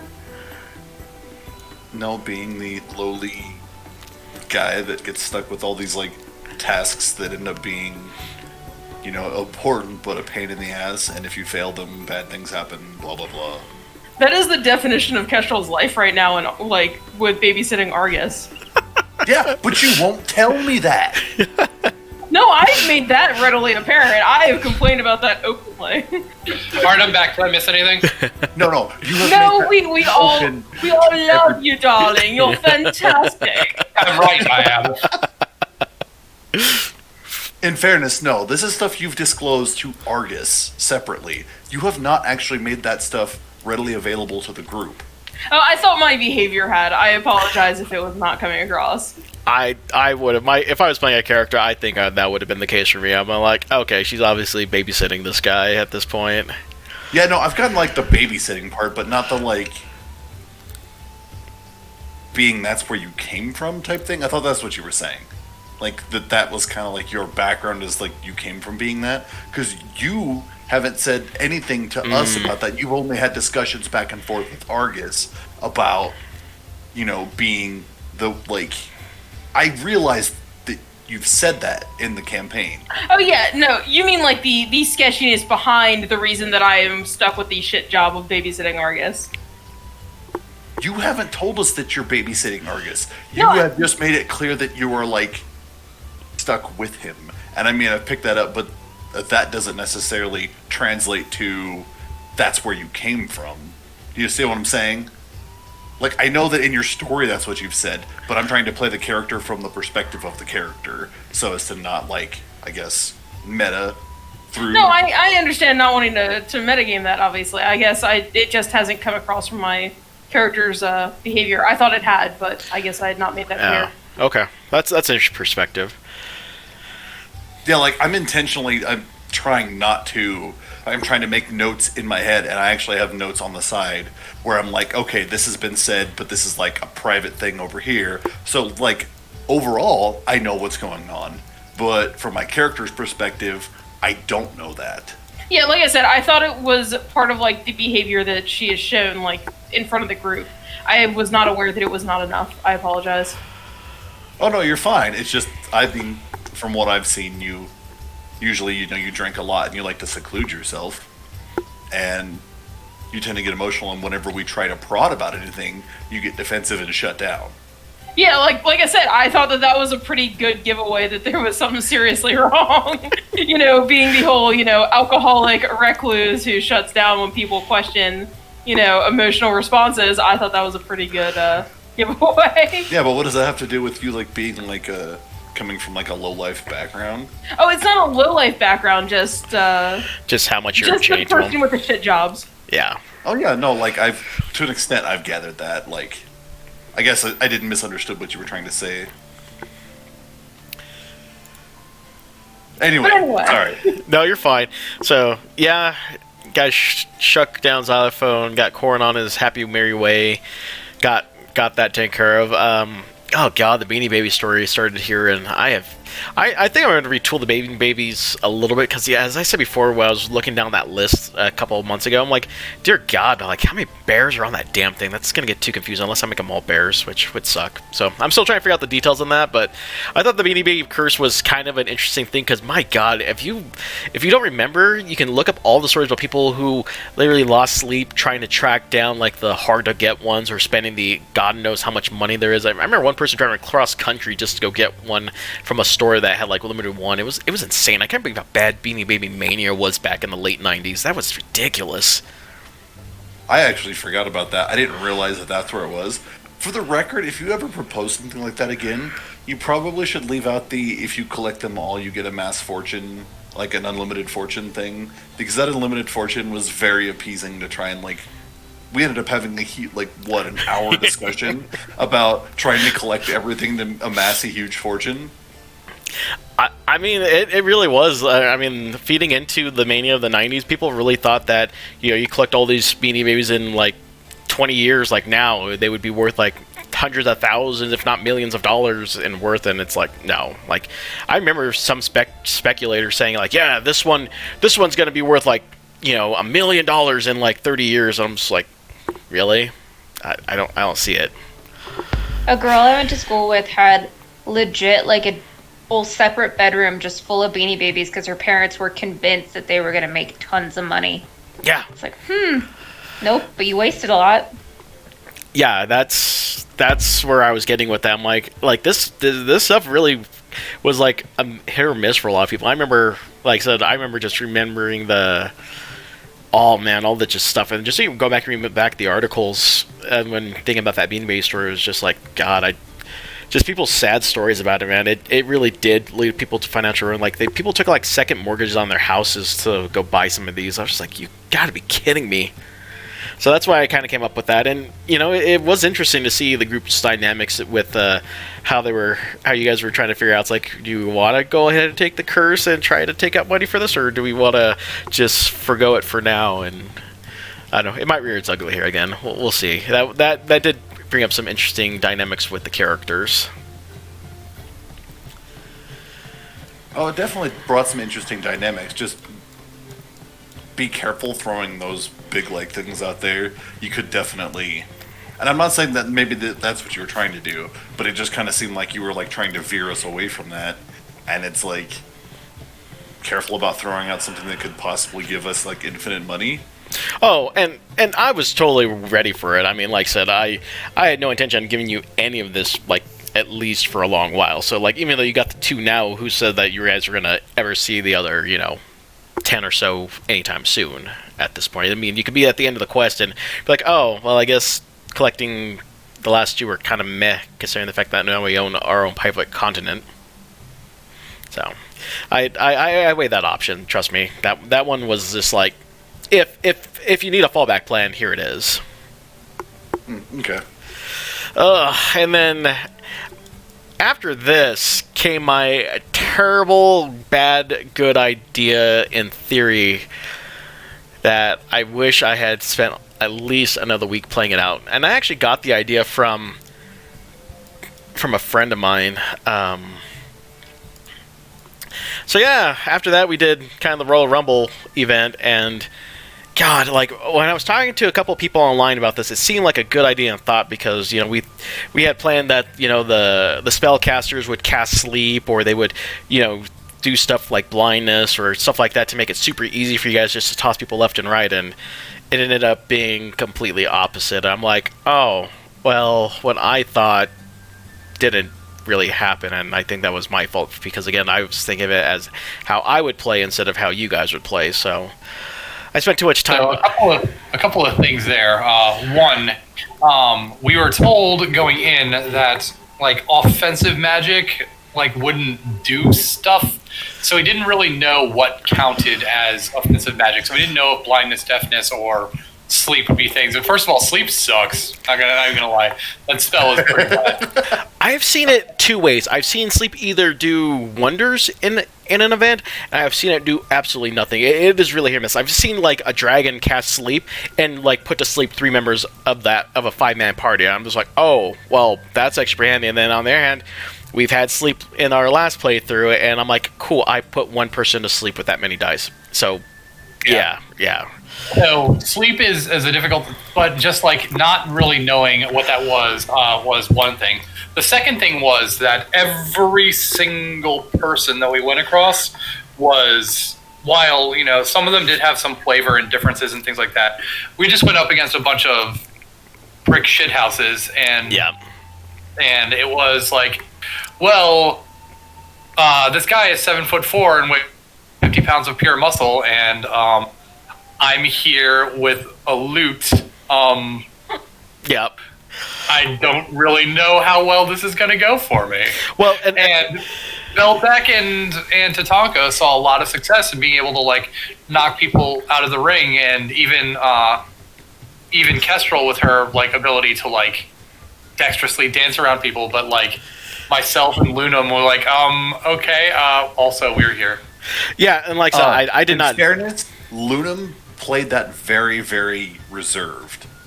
Lunam definitely had, because there's the whole beast form. Lunam could have went kind of ham in that situation, but played it very reserved.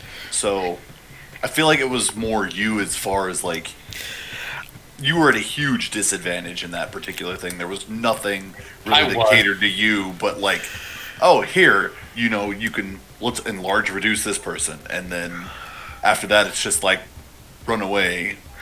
And in fairness to Lunam, playing it reserved made sense, because being bombastic or shape-shifting in the middle of all of that is completely against his character.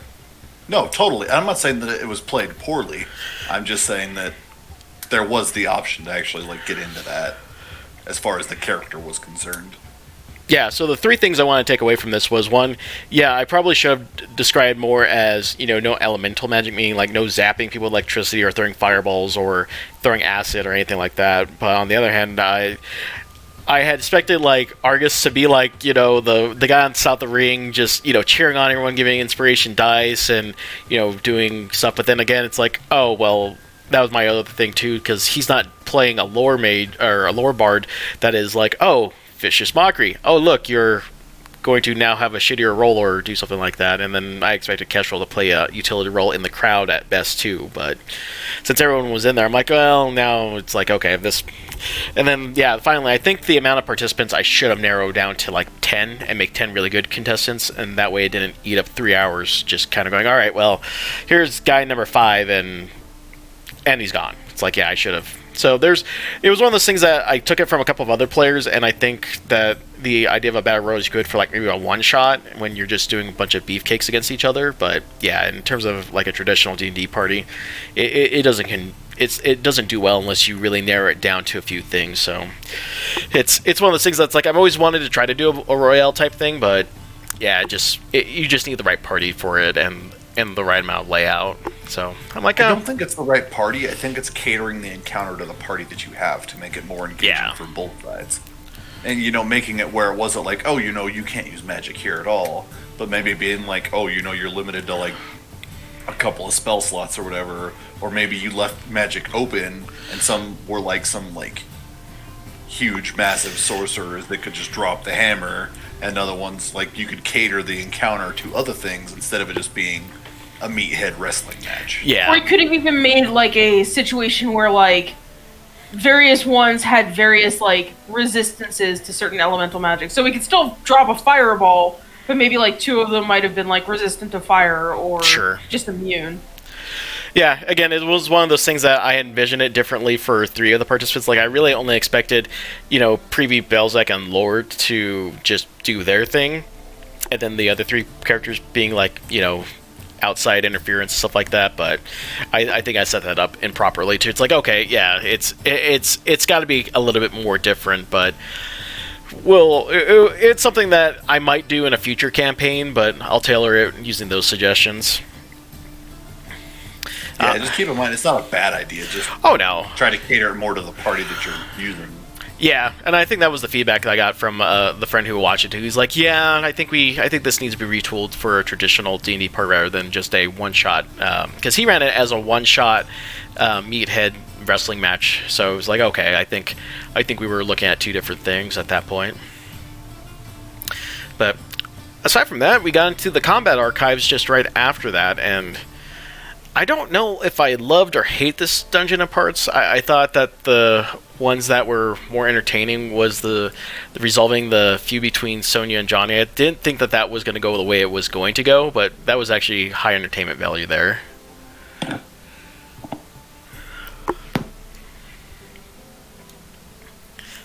I was still randomly shocked that I got away with that sleight of hand, slipping that picture into Kestrel's pocket. That was just funny. Wait, what was that? I missed the setup to that. Oh, so yeah, I said that I was kind of surprised that I ended up nailing that sleight of hand, putting that picture of Johnny Cage in your pocket. That I did not expect that to go through. Oh, yeah, that. Well, inversely too, like I didn't really expect, the nat 20 roll to all of a sudden motivate him randomly at the end too. I thought we were pretty much screwed at that point. Yeah, I did enjoy the fact that we were able to talk our way through that encounter and not just have to fight everybody. Yeah, I left this one a little bit more open because, Mortal Kombat could be... I've seen Mortal Kombat dungeons do one of two things. One is you could have a hellacious fight, which was... So, there was two options to this. One, you could have actually fought all these characters, and granted, they would have been a little bit more dumbed down. Or two, you could have talked your way through it, which ended up happening, and thankfully you guys were able to resolve all these without having to lead to a fight, because eventually if you were to fail any of these scenarios or not resolve them peacefully, quote-unquote, you would have had to fight Raiden plus whoever you couldn't resolve anything peacefully, which would have led to an encounter at that point. But for some good rolls and some diplomacy, you guys were able to get this one done. Yeah, the whole Lunam sneak up behind Liu Kang thing, I was just like, yeah, I'm going to let this one pass because he actually succeeded on that damn stealth roll with flying colors. Oh, and it honestly came across hilarious the way everything played out. It's one of the better random roll moments I've seen in the game.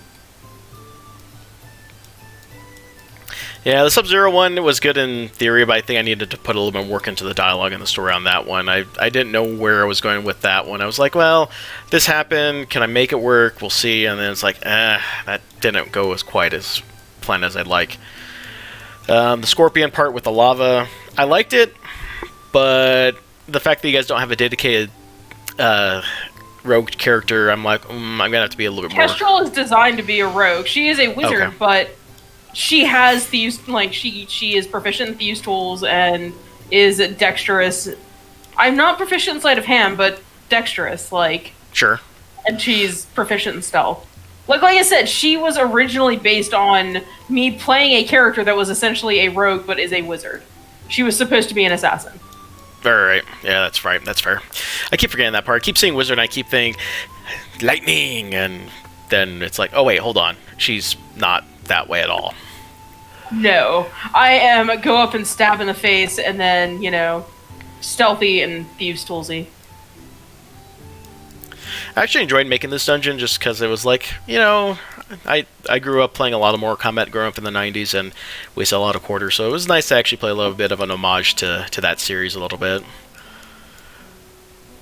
I didn't want to go too overboard on it because, A, it's a lot of time, and B, it's like, well, Mortal Kombat was just one piece of... And fun fact, they're the reason why we have a ratings board for video games, because of the damn fatalities. Yeah, and the blood codes. Yeah, I actually knew about that. Because they felt like the game was too violent and gory. Yeah, I think the Super Nintendo had green blood, and you could only get the red blood on the Sega. I was like, oh, we got screwed as kids. Did you see the edits they've made for like Japanese stuff? Oh yeah. Oh man, talk about dumbed down. Yeah, and I got to use a Christopher Lambert, which is going to be sad because there's going to be a whole new generation of kids who are never going to know that Christopher Lambert was Raiden. Oh, yes. Aren't they making a new movie? It's coming out next month, I think. So, yeah, we'll have a brand new group of people, and it was kind of nice because the reason I got the Christopher Lambert thing was that I think a month or two before we did this one, they actually had Lambert, the original Sonya Blade and Johnny Cage voice actors, or actual actors voice act lines in the game, and actually did a whole thing with getting their faces a makeshift over the current. So it was kind of cool. It was like they called it the movie pack. I was like, oh, that's pretty cool. Which they had gotten Ramen Show to reprise his role as Liu Kang. So, but yeah, I had designed this one of two ways. One, you were going to succeed and not have to fight any of these guys, or B, you were going to fight some of these guys and after seeing how bad this fight was going to be, like, oh, hopefully they do get this done, because the last thing I want to do is like, cool, spear throw, let's bring in Argus, and pummeled Argus to death into a group. Yeah. Yeah. Oh, let's freeze cast roll, we're at it, and then it's like, cool, and then all that's left is just, the meatheads versus, 5 or 6 combatants. I'm like, yeah, I did the math in my head. I'm like, yeah, let's hope that they have some good rolls that day. But yeah, Combat Archives, you guys ended up using this twice. I was actually kind of surprised that you guys went down here a second time to get some more information. I was like, oh, well, look at you being the studious sponge and trying to find more information, because after you guys left the combat stuff, we ended up talking about Tatanka's curse weapons. We ended up getting more information about the Beanie Babies, and I think that was all that you guys pulled out of here, right? I think so. What session was that? Oh, we're looking... The session where we went into the archives and we were trying to decide what to do, because I had confronted you guys with the Beanie Babies and what I was doing. And so we wanted to study on them before we made a committed, like, we're doing this as a group or not. And then there was the bit about learning about because our biggest point in selling, I kind of felt like we were pinholed into studying at this point, for the record. At least from my perspective. But this particular instance, we were trying to figure out, because we had just finished up the bit with Raiden and getting the Thunder Key and all that, and the only bit of info that we had was that basically everything about Nerdy was basically in this archive, and the information that we needed was pretty much there. And we had no other leads as to where something else would be without prying or possibly getting, like, info openly to somewhere else for other people. So it was more like we could either go to this archive that we have exclusive access to, or start, like, basically hoboing around for info, trying to just ask around and find out what's going on something that nobody else has found. Yeah, I think so. Yeah, this was episode, I believe, 12 or 13 at this point. Because it looks like I have here for a for a thumbnail, I have the 11 with being the ice, which I think was the second to last one you guys did, because you did the ice one, then Liu Kang's right after that. So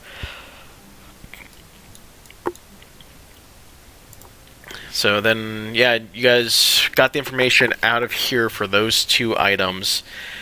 Oh, yeah, I forgot about dining out. Dining out was kind of a tribute to a couple of new friends I made here in Colorado over the last few years who've been really helpful. My buddy Morgan and his girlfriend Jill have been phenomenal in keeping me astute with some of the other stuff that's been going on in my life for the last year. So it's like, he's my buddy Morgan. He's a food influencer. He has a huge amount of people on Instagram, and his Dining at Colorado page does some stuff. He actually travels quite a bit. He does advertisement on the side as well. My friend Jill, she's currently doing some chemistry over in Denver right now. She's actually working on her master's in chemistry.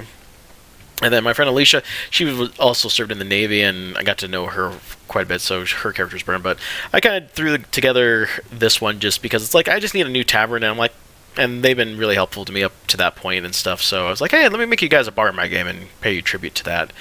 This is also where you end up meeting, your good old Winter Court companions who told you about the folks who are hunting down Fae and their allies. And it didn't even cross my mind that Kesh was like, "Oh, look, it's the clan version it's the clan version for Fae people." I'm like, "Oh man, yeah, pretty much." Was it me who said that? I thought it was someone else who said that. I thought it was you, but because I don't think Argus. It wasn't me, and that's all I know. No, it might have been. I don't remember, honestly. I shouldn't. My memory shouldn't be trusted. Memory of a goldfish swimming in beer. So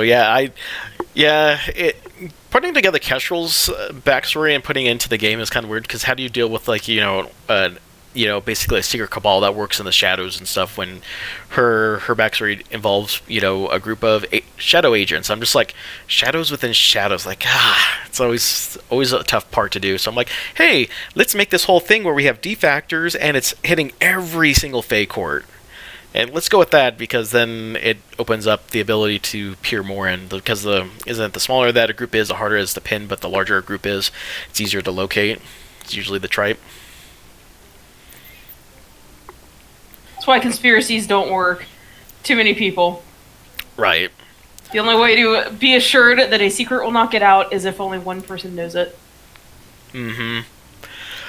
Indeed. So, yeah, I was able to put more stuff into Kestrel stuff, and then I think aside from that, you guys ended up getting more. Once you guys got more information, you ended up getting the bindings to wrap up pieces of anvil and weapons and stuff. And I have to say, making the weapons, I had an idea for them, but man, as I started spitting it out, I'm like, oh, well, I'm gonna churn this a little bit more, and I'm like, okay, those stories actually ended up doing something. So I was actually kind of pleased on you guys actually being somewhat receptive to those weapons, though. I don't know. I'm curious to see what you guys end up doing with those cursed artifacts once you find them. I'm not sure if the lure of potential power is going to sway any one of you guys at this point. It seems like you guys are, for the lack of lawful good characters, you guys are pretty much on the up and up on that.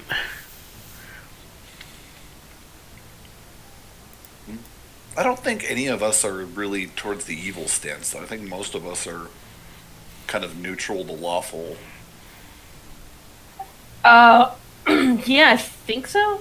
I don't even know what my alignment is. I don't really worry about alignment so much as just try to put my character as is. I guess chaotic neutral. Argus doesn't like labels. Yeah. I don't think I ever picked like an alignment directly. I think I'd probably be shooting for kind of like a chaotic lawful, maybe. I don't know, it's kind of weird.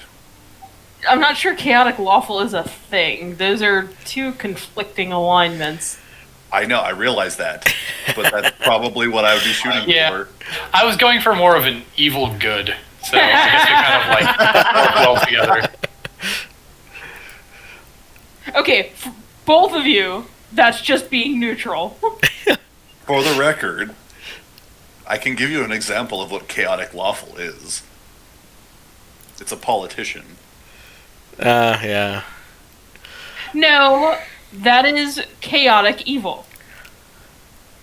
Don't I know. only say that because they want to, like, cleanse babies alive and drink their blood and eat their souls. It helps keep them young. So there's only one lawful good character that's on paper, at least, and that is Tatanka. Everyone else is some form of neutral or chaotic. But yeah, no one's like true neutral or neutral evil or anything like that. So Like, it depends. You know a I lot guess about Lunam, and I felt like Lunam was more the lawful good. Yeah, I would have thought so as well. Like, being honest, like, as studious as she is about, like, laws and abiding and not, like, badgering people. yeah, he left that section blank. So I'm not entirely sure what Lunam's alignment is at this point. So Yeah. I left mine blank because I'm probably the closest box I could put Argus in is chaotic neutral, but I just don't want to be that guy. like, mine says true neutral because when I don't know what to put there, that's what goes there. If I'm being, like, it depends on what your definition of, like, evil and neutral are in your game. If evil is cacklingly evil and out to destroy the world, then not evil. But if evil is simply selfish, I'm not gonna lie, like, Kestrel fits under selfish fairly well. sure. I mean, yeah. Like, I so can see that. it just depends, because, like, if I'm being 100% honest, Kestrel is chaotic coward. Okay. Yeah. Self-preservation above all else. Yeah. Like, yeah, like her entire thing is protect Argus, protect herself. Period. Yeah. In that order, as it should be. I laugh at the fact that you're like, I'm bailing out. It's like, no, you're not bailing. You help Argus find more peoples. Yeah, you're Yeah, not 'cause- doing that at all either. She has a job and she intends to do it, and that's it. Oh man. I'm not here to make friends. I've noticed. Oh. To be fair, though, she has definitely warmed up to Lunam. I mean, who hasn't at this point? I think Lore, but that's because Lore is not human enough to really delve into A that. cold, emotionless robot Yeah. who is is suspiciously obsessed with books. Kind of, yeah. I can see that. I don't know, I guess Belzac really hasn't, like, super warmed up to him either. Like, our interactions have always been... What's the word I'm looking for? Coarse? Yeah, you did go Has and rub his Belzac ear. warmed up to anyone? Well, I guess Tatanka, but other than that, He's done some stuff with Lore too in terms of business transaction. true. That's Tonka true. Lore. I've also approached you guys about a lot of things and discussed things and, like, have actually, like, tried to, be somewhat vocal and discuss things with you guys. I'm intentionally trying to make it awkward. I've done things with Argus as well, like the drawing swords thing. Yeah. Yeah. So I do find it that it's interesting that Tatanka and Lore have collaborated on a lot of projects and on the how do I put it? Not off the books, but off screen. There it is. Yeah, off screen. Tatanka and Lore have like worked on a lot of stuff. That I'm just like, man, these guys do a lot of crafting on the side. that is kind of their thing, though. Like, she's a blacksmith, and he's kind of like a blacksmith forge crafting guy. So I mean, Blacksmith forge crafting guy. that is his new name.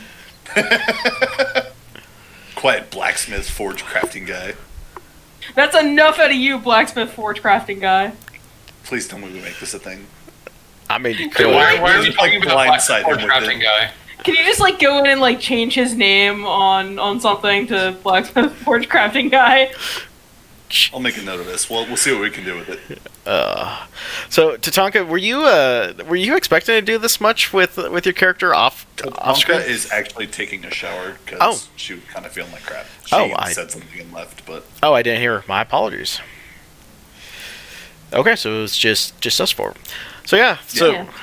All right. There So was, I was gonna say, Belzac and Kestrel did have a little bit on our way to the Rumble thing, like to the town, which name eludes me at the moment. I started, Kestrel started teaching Belzac how to do Green Flame Blade. That was a that's thing. right. I have been toying with different things, and I saw you start learning magic, and I'm start getting into that. My main focus before was that kick that fucking wrecked my shit, and I'm actually pleasantly surprised with how it actually panned out. I think it'll be good without being broken. Yeah. Yeah, we had to go back and forth a little bit on that because we were like, oh, yeah, like I did the damage originally, and then I look at what you guys are actually pumping out for damage. I'm like, holy crap, that is weak. It's like, so it's one of those weird things when you make an ability and you don't think it's, you think it's overpowered, and then you rail it back, and then you're like, oh, this is horribly underwhelming, and then you have to retool it again. So, well, Or vice versa. You like think it's not good enough, so you power it up, and then it gets used, and you're like, oh, probably Yeah. should tone that back.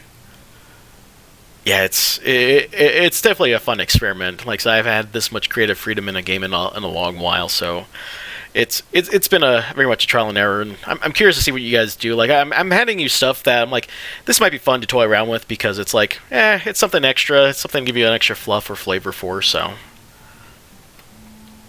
But yeah, no, like as my character goes, I'm trying to like engage with you guys, and I'm trying to pick and choose where I do it at, so I'm not just like, oh yeah, I just want to be friends with everybody. It's like, okay, how can I implement Belzac's like awkwardness into this to make it more group building, I guess you could say, as far as like me trying to seem like I'm engaging. I don't know. We'll see how it all plays out. It's interesting to see how things go. yeah, I mean, to be fair, you guys have been together for like as far as like what 3 weeks ish. I think I want to say, maybe a month tops. I was gonna say it was a little bit more than 3 weeks because just like the road to the second town took us like over a week.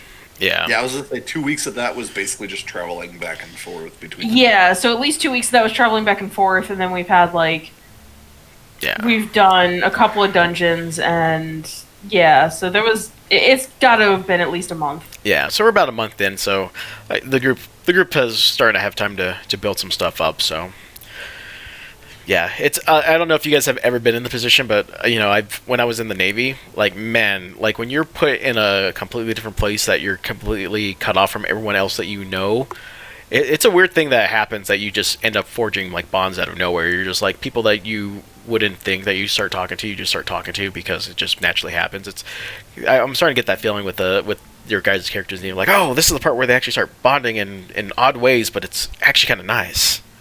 Well, like especially when you're throwing in like dangerous situations and people saving each other's lives, like yeah, there's going to be some bonding there. Like yeah, everyone's going to love the healer sooner or later because the healer is the one who's restoring them to life after they just, die in the first combat encounter of the game. Well, it's like you're honestly, aside from like WoW, I would say pretty much the only like everybody loves the healer always. It's just like, oh yeah, I'm gonna try and be a little nicer to this person because sometimes this could be like life or death later on down the line. Right. Yeah. And honestly, it's deeply entertaining to me seeing Lucas Argus trying to act as the person keeping the group together, because Argus trying to be serious is deeply amusing to me. So But he has been like the one to like call people on their shit and tell people to just get it together. So I originally had thought the party leader was either going to be Kestrel or Belzac because, I know Josh or Belzac in real life, and he seems like a guy that can get stuff together and put stuff done and kind of group. But the way he plays his character, now that I see the character being played now, I'm just like, oh, yeah, this character really wouldn't tie the group together. And the Kestrel's like, oh no, she's terrible visioning on Argus, and it's like, yeah, Argus is basically like, all right, he's like pretty much your Vince Lombardi's like, all right, guys, no excuses, we're gonna go out there and take care of business. You got me? And you guys are like, yeah. I'm like, that works. I mean, in fairness, though, you have to keep in mind that, I don't know, like, I'm trying to play this as in, like, I'm playing somebody else. And then it's not necessarily who I want to be or what I'm shooting towards, but I'm trying to get myself into something that I can somewhat relate with at some point in my life, where I was at that point. and so it's not hard for me to fall into that, and I can actually like embrace that until I get, because this is my first time really diving into a character and trying to actually like play the character. Okay. And do actual role play. So when I do this, that's how I'm trying to approach this, and I'm having a lot more fun with it this time around now that I'm actually like getting into it. The first time I was really apprehensive, and Sure. so like I was trying to pick something that I could relate with, and in turn, because of that, it ended up not being a character that was a commanding role like, let's do this. It's not like, Captain America leading the Avengers. It's more like I'm more like Hawkeye off on the side doing my own thing, and it just so happened to be with a group. It's kind of how it started. Yeah. No, that's fair. Like I said, it's just interesting to see what you perceive to be the people taking roles, and then what has happened. Like I said, it's just very interesting just to see how everything rolls out. I mean, we have a quiet barbarian, which is, due to the player playing a little bit reserved because they're not entirely too sure. And I'm sure Tatanka's player will be a little bit more vocal as we keep going, as she gets more comfortable into it. But it's just like, okay, the group dynamics are starting to form. We have, some cohesion going now, and it's like, okay, we'll see how things go, and as we get into more difficult trials and we start making hard decisions and stuff like that. Like, so the Beanie Baby one was just something I'm like, oh, okay, here's some fractures between some characters, and it's like, okay, we'll need to see how other decisions end up being the case later on down the road. To be honest, I wouldn't have had a problem taking like a leadership role for the group, except like I'm used to being, I'm trying to figure out how, like, the best way to put this. I'm used to being the girlfriend of the DM, which means that I need to be careful about how much attention I am calling to myself, because otherwise people will feel that I am, like, getting special treatment. So I have, like, taken heart to that. Like, trying to, like, subdue myself when it comes to, like, telling other people what to do. So, because it's a thing. Like, in our morning campaign, we've been, like, one of our first major arcs just so happened to be, like, a fairly heavy, like, character arc for my character. And there is someone who keeps referring to my character as the main character. And that, like, Ooh. I'm like, oh, shit, now I feel like an asshole. Do you know what I mean? Because, like, I actively try to, like, not push on telling people, okay, we should go here. I actively try to, like, stay quiet and more subdued, even though the character that I'm playing is very much someone who would absolutely take control. Like, she is very much a leadership person. She is very young, but she was, like, character-based, would very much, like, take control of stuff. She's the mom. She is, yes, everyone calls her the mom, even though she is the youngest person in the group, like, maturity-wise. Oh. But she, like, she grew up, like, as part of nobility. She grew up, like, from a military family, like, being trained on all this kind of stuff. So, like, mindset-wise, she absolutely would take control. But, like, player-wise, I'm, like, paranoid that people are going to say shit like that. So I'm like, okay, I just need to not talk. Yeah, that's a hard position to be in. I really don't. I'm actually kind of glad that... I'm in the position, because, like, so me and Belzec really got back to talking and hanging out again once we started streaming in the last 2 years. But aside from that, like, yeah, I really don't know really anyone else aside from Lauren. Lauren and I go back probably about 2 to 3 years, so it's like I don't have, like, any super deep friendships that go back, like, to preschool days, and I can still be at least partially objective. And I think for the most part, I've tried to do a pretty good job on making sure that I'm not being favoring one character over another. I think I've given everyone at least hopefully adequate time and plot development. I think you're doing a good job as far as like spreading for characters and whatnot. I mean, at least from my perspective, it feels like you do a good job trying to sometimes even almost forcefully, not necessarily in a bad way, but it just seems like you're very directive towards making sure that we each flesh out our character in some sort of way. I don't think that's necessarily a bad thing. No, I also don't know if I'd necessarily say that Argus has taken the role of leadership. More that like we'll get like stuck somewhere and he's just kind of like, okay, let's just do this, and he just takes off. And it's Yeah, not really Argus- like Argus is more just like he's impetuous and instinctive and just he's impatient. He's like, Yeah. okay, you know what? All of you are bickering. I'm just gonna go.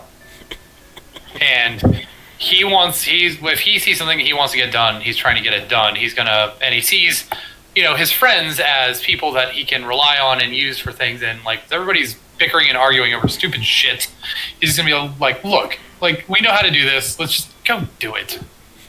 If I am being honest, though, like character-driven wise, depending on how the story stuff for Kestrel goes, I can see her like becoming a much more present force. Sure. Like someone who would be okay like leading people, because she was initially being trained for it before things kind of went awry, and now she thinks of herself as the unwanted outcast. So like, taking a leadership role is not something she'd be comfortable with. But really like, ironic because I'm actually in a very similar position. Like that's basically what I grew up doing, was to like basically take over things and be like a leader of an entire crew and do that kind of stuff.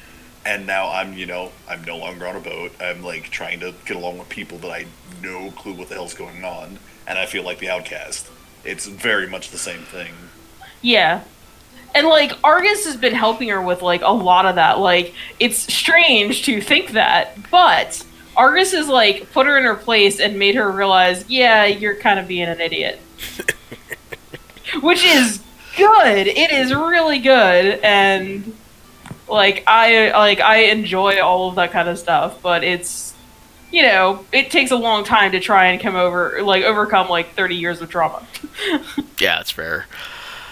I think there's a lot of character development that will still come that will change roles a lot in the group. Well, Oh yeah. They are Yeah. now, like What overall. what I have planned for you guys will definitely push some characters over the limit in terms of what it's gonna be a make or break for a character essentially in a lot of respect. Like I've done the things that call out to me in stories are the points where it's like you have to make this choice and it's not a fun choice in most regards, but yet it defines that character when they make that choice. So it's like, okay, I think I have at least a couple of them ready to go for some of the characters when we eventually get to those points. So I'm looking forward to seeing how you guys take that and run with it. Yeah, I'm looking forward to like some of this stuff. Like honestly, I'm really looking forward to Lunum's. Yeah, Lunum's gonna be, like I said, Lunum's gonna crush me because I'm like, man, the cinnamon roll's gonna get hurt, and I'm not gonna like it. And honestly kind of like it kind of makes me wonder if that won't be the impetus for a lot of change for a lot of people in the group, like almost more so than their own like personal like goals, because Lunum has kind of become the cinnamon roll that everyone like wants to protect. Yeah. So seeing him like get hurt or broken or anything like that like is going to make a lot of people very angry.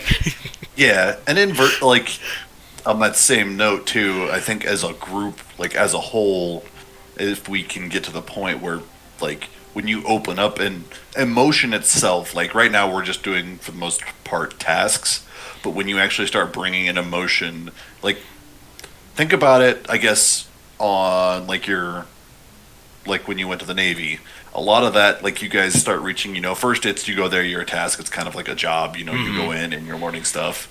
But then the bonds you form are because you guys, first off, have to have some sort of emotional outlet. So after a while, you're surrounded by these people. They're the people that you're basically living with. And at that point in time, you start like, oh, well, this is going on. I used to do this or whatever. And pretty soon, you start having emotional things come up. And that, like the emotion that comes from that is what builds relationships. And, if we're basically a group thrown together doing tasks right now, okay, whatever, we're doing tasks. It's not going to be compelling and put a group together. But when you have something happen with somebody that becomes really emotional, that you're like, you've seen this progress and you know what's going on, and it's not walking in and suddenly you just see something that crushes somebody and you're just like, oh dude, that sucks. No, it's like, oh, I know what's going on, dude, that's fucked up. Like it becomes compelling and you kind of empathetically draw yourself in. And I like those kind of incidents. I think are what really pull a party together. When you watch other campaigns and other things go on, it's the emotion in certain scenes and in certain moments in the campaigns that really bring the group together as a whole and just kind of draw the game in as a whole and make the party cohesive. Yeah. And they're the kind of like the party events that make things a party. Yeah, I agree. Yeah, you need to have like people like targeting people in the party or something like terrible happen to someone, and that helps bind everyone. Yeah, it's fair. Okay, well, we'll go ahead and move on to the next point. I think the only thing else after you guys got done with the combat archives is Argus sent a guy back to the Fae, which I just needed to do something with that. I'm not 100% sure what Argus is trying to do aside from saying... I think I read that correctly. You were just trying to find people who have been gone for so long that they need to be returned back to the Feywild. Is that correct?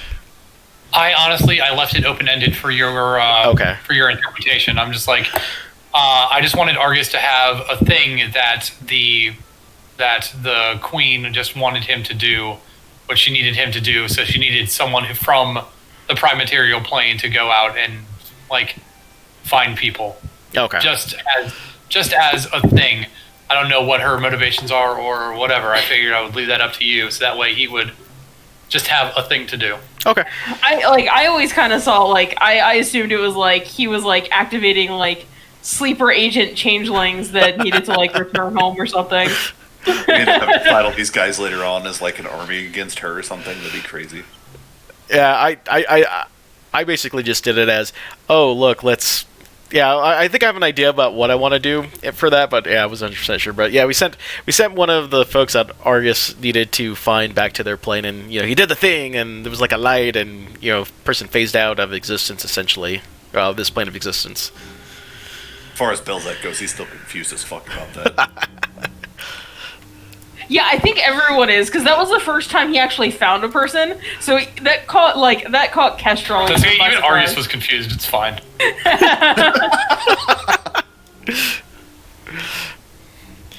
So on the way back, you guys found a piece of the anvil. Got to test out your new level 5 powers.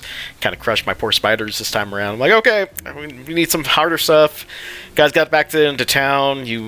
Preeby got her thing with Tatanka's endorsement, and then talked to her about the whole armor thing we got to figure out, and then we returned two of the Beanie Babies to Miss Moonhunter, and then aside from that, Belzec told her to sawed off, and then we went into... I don't think there was anything else you guys did in town, right? The armor, stuff with Belzec, there was the meeting for everything in the bar. Oh yeah, you guys got the name. Yeah, about the licensing rights and stuff. You guys got 500 gold off of that. Almost had an insurrection in my hand. I'm like, calm down! I didn't mean to! Is this where we found the... Wait, no. That was after that. Never mind. Oh, I was trying to, yeah. find where we were, in my, notes. I'm trying to find, okay, where were we? Yeah, so you guys got back to Billy Gruff to tell him about the fact that there's people hunting Fae around and to watch his back and whatnot. Yeah. Yeah. Yeah, that was another plot point for you guys. Okay, so I think that catches us up to a few sessions ago, and then after that, you guys decided to talk it out over in...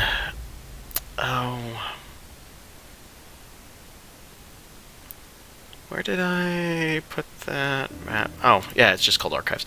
Yep, and then you guys talked about the Archives and the fact that, thankfully, because you guys are the only ones with the memory card in possession, you guys have been able to save your progress as you're moving forward. And then you guys found my random Doug references, which, like I pointed out, it's like sometimes you just need to fill in NPC names, so you know what? Let's just go with just some random guys from a random show, and Doug happened to be what popped up on my list of 90 shows. I was going to do Saved by the Bell, but that was around the time Dustin Diamond had announced he had cancer. I'm like, oh, that's kind of in poor taste, and fortunately... Yeah. So I went with Doug instead, because that was the next one on the list. Also, Zach Morris is trash. There is a YouTube channel called Zach Morris is Trash, and it's deeply funny. actually curious about that now. Yeah, same. So yeah, you guys found the Final It Fantasy. basically deconstructs episodes of Saved by the Bell where Zack is supposed to be like the good guy, but it just talks about how shitty he is to all of his friends. Ooh, yeah, like how Ralph Macchio was the villain in Karate Kid. Yeah. Yeah. Yeah, along those lines. Okay. So yeah, so this is where you guys kind of put together the anthologies of Final Fantasies 1 through 10. I was just going to do the ones in the 90s, but it just got balls confusing because you have the Japanese release with the American release, and I was like, screw it, we're just going to do 1 through 10 because I know at least 10 came out in 2000, and the first ones came out in 87, so I'm like, that's a 3-year difference. So I threw them in there with the War of the Lions in there, and I had no idea what the hell Secret Tunnel was until you guys told me that night, so that was completely by coincidence. I am sorry, Under the Kester. mountain. Oh god. That was magnificent for us, honestly, especially you being like, what? That just made it, like, infinitely better, so it's alright. I'm glad that we can make references that you don't get to. Yeah, it's fine. This is where I was going to throw some more spectral armor at you to use the Cowabunga wand, the Splinter Staff, but I had to nix it because we were getting to time at that point. I'm like, oh, right, it's like 10 o'clock. I can't run this encounter. I'd rather get you into the dungeon, so... But yeah, this was just one of those... Hey, let's do a quick little, interaction with some random NPCs just to blow some time and have some fun. I started, this is when me and Belzec were talking about the fact that it's like, hey, you should actually have some consequences for failing rolls. And I'm like, yeah, this is probably a good spot to, as I said earlier, I think level 5 is a good spot to start to take off the training wheels and be like, okay, we can start doing stuff. I no longer fear killing you all at this point because you guys have proven to be quite resilient, so... Well, most of us. I mean, I haven't wiped out half the party in one move yet, so... True. No, but you've definitely pushed Kestrel towards death a few times. Yeah, I've definitely fallen unconscious at least twice. Yeah, which twice we now, for are sure. now in the Zodiac dungeon, which is inspired from Final Fantasy Tactics, because as I have told others, there's no way you can pick the best Final Fantasy game of all time, because everyone has their certain taste and their certain wants in a game and blah blah blah. So I picked Tactics because I can segregate rooms out and I can come up with different customizations. The other idea I had was to make rooms 1 through 10 and make you guys fight bosses from that, but I was like, that's a bit too much even for me. So I was like, Tactics got enough diversity in terms of items to do in said place, so I went with that. And it seemed like it was ambiguous enough to where I think me, Belzec, and Argus are the ones who played it. Maybe Lunim? I'm not sure about Lunam. I know that Argus and I played it. Yeah. Oh yeah, I played so much Tactics. Yeah. I mean, He has it on one his playthrough of phone. that He game still is- plays it. Well, that's actually a slightly different version, but yeah. But yeah. Yeah, so I'm looking forward to crawling through the rest of this. Like I said, I think I'm at the point where it's like, cool, I can start taking off the train wheels. I mean, when we fought the bug guy in the last session, that gravity spell, I'm like, oh, that's actually pretty neat. I don't think I'd come up with a craftier spell, and then it's like, oh, look, that actually did damage. So, yeah, I think I'm going to start referring to more of the actual spells in-game for doing stuff. So, but yeah, I think we're caught up. I don't think we've missed anything major, right, in our recap for the night. I don't think so. I think the only thing that we need to mention is that with Belzec's character, for him looking for his missing ship, he actually has the placard from his old ship. I think that was the only thing I left out, which was back when you guys returned back to town, which we still have to figure out what we got to do with at that point. I actually have an idea, and I'll discuss that with you probably this week. Okay. See what you would think about it, because I actually I was trying to figure out what we could do with it and what all, because I had a couple ideas, but I hadn't really nailed anything down. I'll bounce it off you later.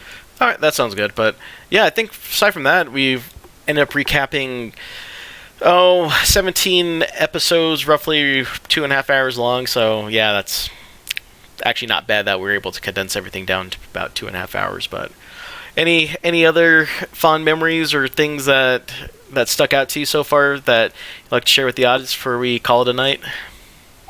I'm a little curious what else you're planning on referencing, because there are some things that I'm surprised we've not seen or heard from yet. They'll make their way in here, I promise. Yeah, the 90s is a weird decade, man. I'm piling through political music, culture stuff. It's going to be.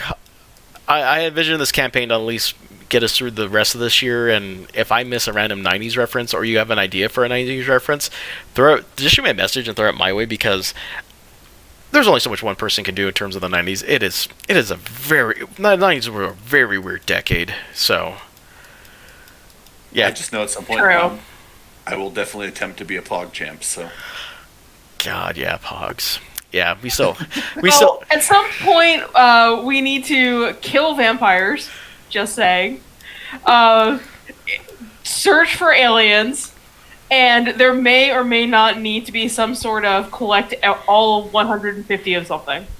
yeah. are you making all TV references here? Because Am I making what? there are a couple of references that could be elsewhere. These are all TV references, right? Well, two of them were, and one of them was a wildly popular video game franchise. Yeah, we got the Pokemon. There's definitely a Pokemon reference coming up at some Pokemon point. was also a TV, if that was your video game reference. Well, it's also but Pokemon was everywhere in the '90s. It was TV, card Yeah. games. It was Yeah. And then we do have the Buffy and Angel series that took off in there. There's also Yep. X-Files. So And that was the other one. Yep. That was all three of Oh, them. Yeah, though that's what I got out of that. I was just making sure because there were a couple of things that could have been. yeah, you guys might have to do a detective, because there's also some other things on the radar. Is I'm not sure how I'm going to implement it yet, but we do have to touch on Magic the Gathering, because that exploded in the Oh, 90s. yeah. So yeah, trading card games. I think I have an idea for that, but I do have to figure something out with that. And then I don't know if I can get Lore there by himself, but eventually I may do something with the internet. I'm not entirely sure how that would work in this world, but yeah, the internet was a thing. So yeah, we've got a lot of '90s to hash out through, and yeah, like I said, if there's stuff that may fall off my radar, just let me know, because yeah, like I said, it's like I if you even just do big things in the '90s, people will be like, "Well, do you mean music? Do you mean culture?" I'm like, Jesus, mother of God! I'm like there was some stuff that I wish I had forgotten, like the Macarena. I'm like, how the hell was this a thing back Oh, then? God, yeah. Do you guys actually know what the lyrics of those are Yeah, about? yeah, I looked them up that day. Super fucked up. Yeah, the teachers let us sing and dance to that crap. Good lord. Yeah, you remember that in elementary school, dancing to that and stuff like that. And then I actually found out what it meant, and I was like, oh, that is really dark, actually. Yeah, like I said, we've got a lot of '90s to roll through, and then after we get done with this first gate, I'm gonna bust open the world a little bit, and we're gonna have some interesting choices to make as a group in terms of, well, I'll put it in the campaign chat, but essentially the idea I want you to start throwing through your head is, do you guys want a homestead, your own base of operations? Because if so, then we need to figure how that's going to work out, and we might have to do some stuff off stream to see if we can get it rolling, because my hope is that you guys could log into it and take assets out of a library and mix and mesh your own rooms and stuff. So, but that's something to discuss once we get to that point. We're probably about a good month away from that, because we still have to finish this dungeon, get through the Thundergate, and then deal with the aftermath from that, because there's some consequences that are going to come from getting that gate finished. Yeah, Oh. I kind of figured, but Yeah. in fairness, if you're projecting this in a month, I'm assuming you mean in real life, not in game time. Well, Probably want to start trying to hash out those details now and kind of discuss it. At least get the feelers out there and start working with it, so people can kind of start delving into that a little bit. actually, might be 2 months. Yeah, but still, yeah, we got to start working on this now. So I'll put some feelers out there in terms of what you guys may want to do, because, yeah, like I said, I'm gonna, depending on some of the actions you guys make, tutorial time may not be available to you after you guys clear the Thundergate. So, dun ominous music. So, but all right, anything else? Any other fun tidbits, comments, concerns, memories you guys want to throw up before we close the stream for the night? I think I'm good. Well, since we did the recap episode this week, is next week going to be a Hot Springs episode? Oh, God. No, I'm sorry. We can't do the hot springs. You guys are in the middle of a dungeon. He's referencing the fact that every single anime has a I know. recap episode. Okay, I'm sorry. No, I It's got it. It's a thing because we always like. Okay, where's the beach episode? Where's the hot springs Yeah, episode? I was just gonna question the beach episode. Damn it, you took Yeah. it from me. I mean, Sorry. we will have a beach episode at some point. I'm just saying that it's not going to be after the recap like it's traditionally is in anime. Remember, we are in the first season, so we can't just give all the goods out in the first set. Sorry, guys, we gotta. There's also some anime you should probably throw in there for references from the 90s too. I know that is a rabbit hole that I am trying not to go too deep on. Like I got really lucky that I just gave you just a dash of Dragon Ball Z in earlier. I'm like, I don't want to blow it right here, but it's there. It's sprinkled. There's just a sprinkled Dragon Ball Z reference with Korin and Xylophone. Yeah. So yeah, Well, it's okay when we have our inevitable beach episode for our anime series. Obviously, the fan service will be coming from a skimpily dressed Argus. Isn't it Forget always? about Speedo or Pedo. what do we not appreciate the lore and all of his chiseled amazing frame? He was as if he was sculpted by God himself, man. No? Oh, okay. No. Damn. No, but yeah, and for anyone viewing, if you have any fun 90s references that you may want to see in a campaign, please just shoot me a message and let me know. I'm always a taker for suggestions for stuff because like if you haven't caught on by now, this whole campaign is basically a D&D take on the Ready Player One nostalgia that the 80s was for that. So and thank you guys again for humoring me with this. I know this is I know for some folks having a funny D&D session isn't anyone's liking, so but you guys seem to be good sports with all this, so thank you once again for hanging in there. You being the players. Oh, yeah. Oh, yeah. What? This is supposed to be funny? How dare you? Are you trying to say that we're clowns for your amusement? Are we making more 90s references? Is that what we're doing now? I have never stopped. Do I look like a cat? Do I look like I drink milk from a bowl? Oh, jeez. All right, well, for my viewers Jurassic at home... Park. Sorry, don't know why that one hadn't occurred to me sooner. Oh, yeah, we'll get to the dinos at some point. God, dinos are going to be fun. They're going to be terrifying, but afterwards, I will be able to polymorph us into all sorts of terrifying beasties. Yeah, I won't ruin this for you. You guys are gonna just facepalm when you see this reference as well. So get ready for some more facepalming. It's going to be glorious. All right. Fantastic. Anything else for we close off for the night? Did you just pun that? You pun that, didn't you? I didn't mishear that. I mean, That was it, you, Kestrel. There were no puns here. Oh, all I the totally puns. thought I heard fantastic. Sorry. No. Damn. I mean, there's always, like I said, puns are. It's all in your head. Usually is. All right, well, I'm going to give a friend of mine a raid because they're doing stuff, and so I'm going to just send them off. And we'll be back next Tuesday, same time, and hopefully everyone will be back. Hopefully no more inclement weather, and we'll be back to Fish of the Dungeon. You guys have a good, safe night, and take care.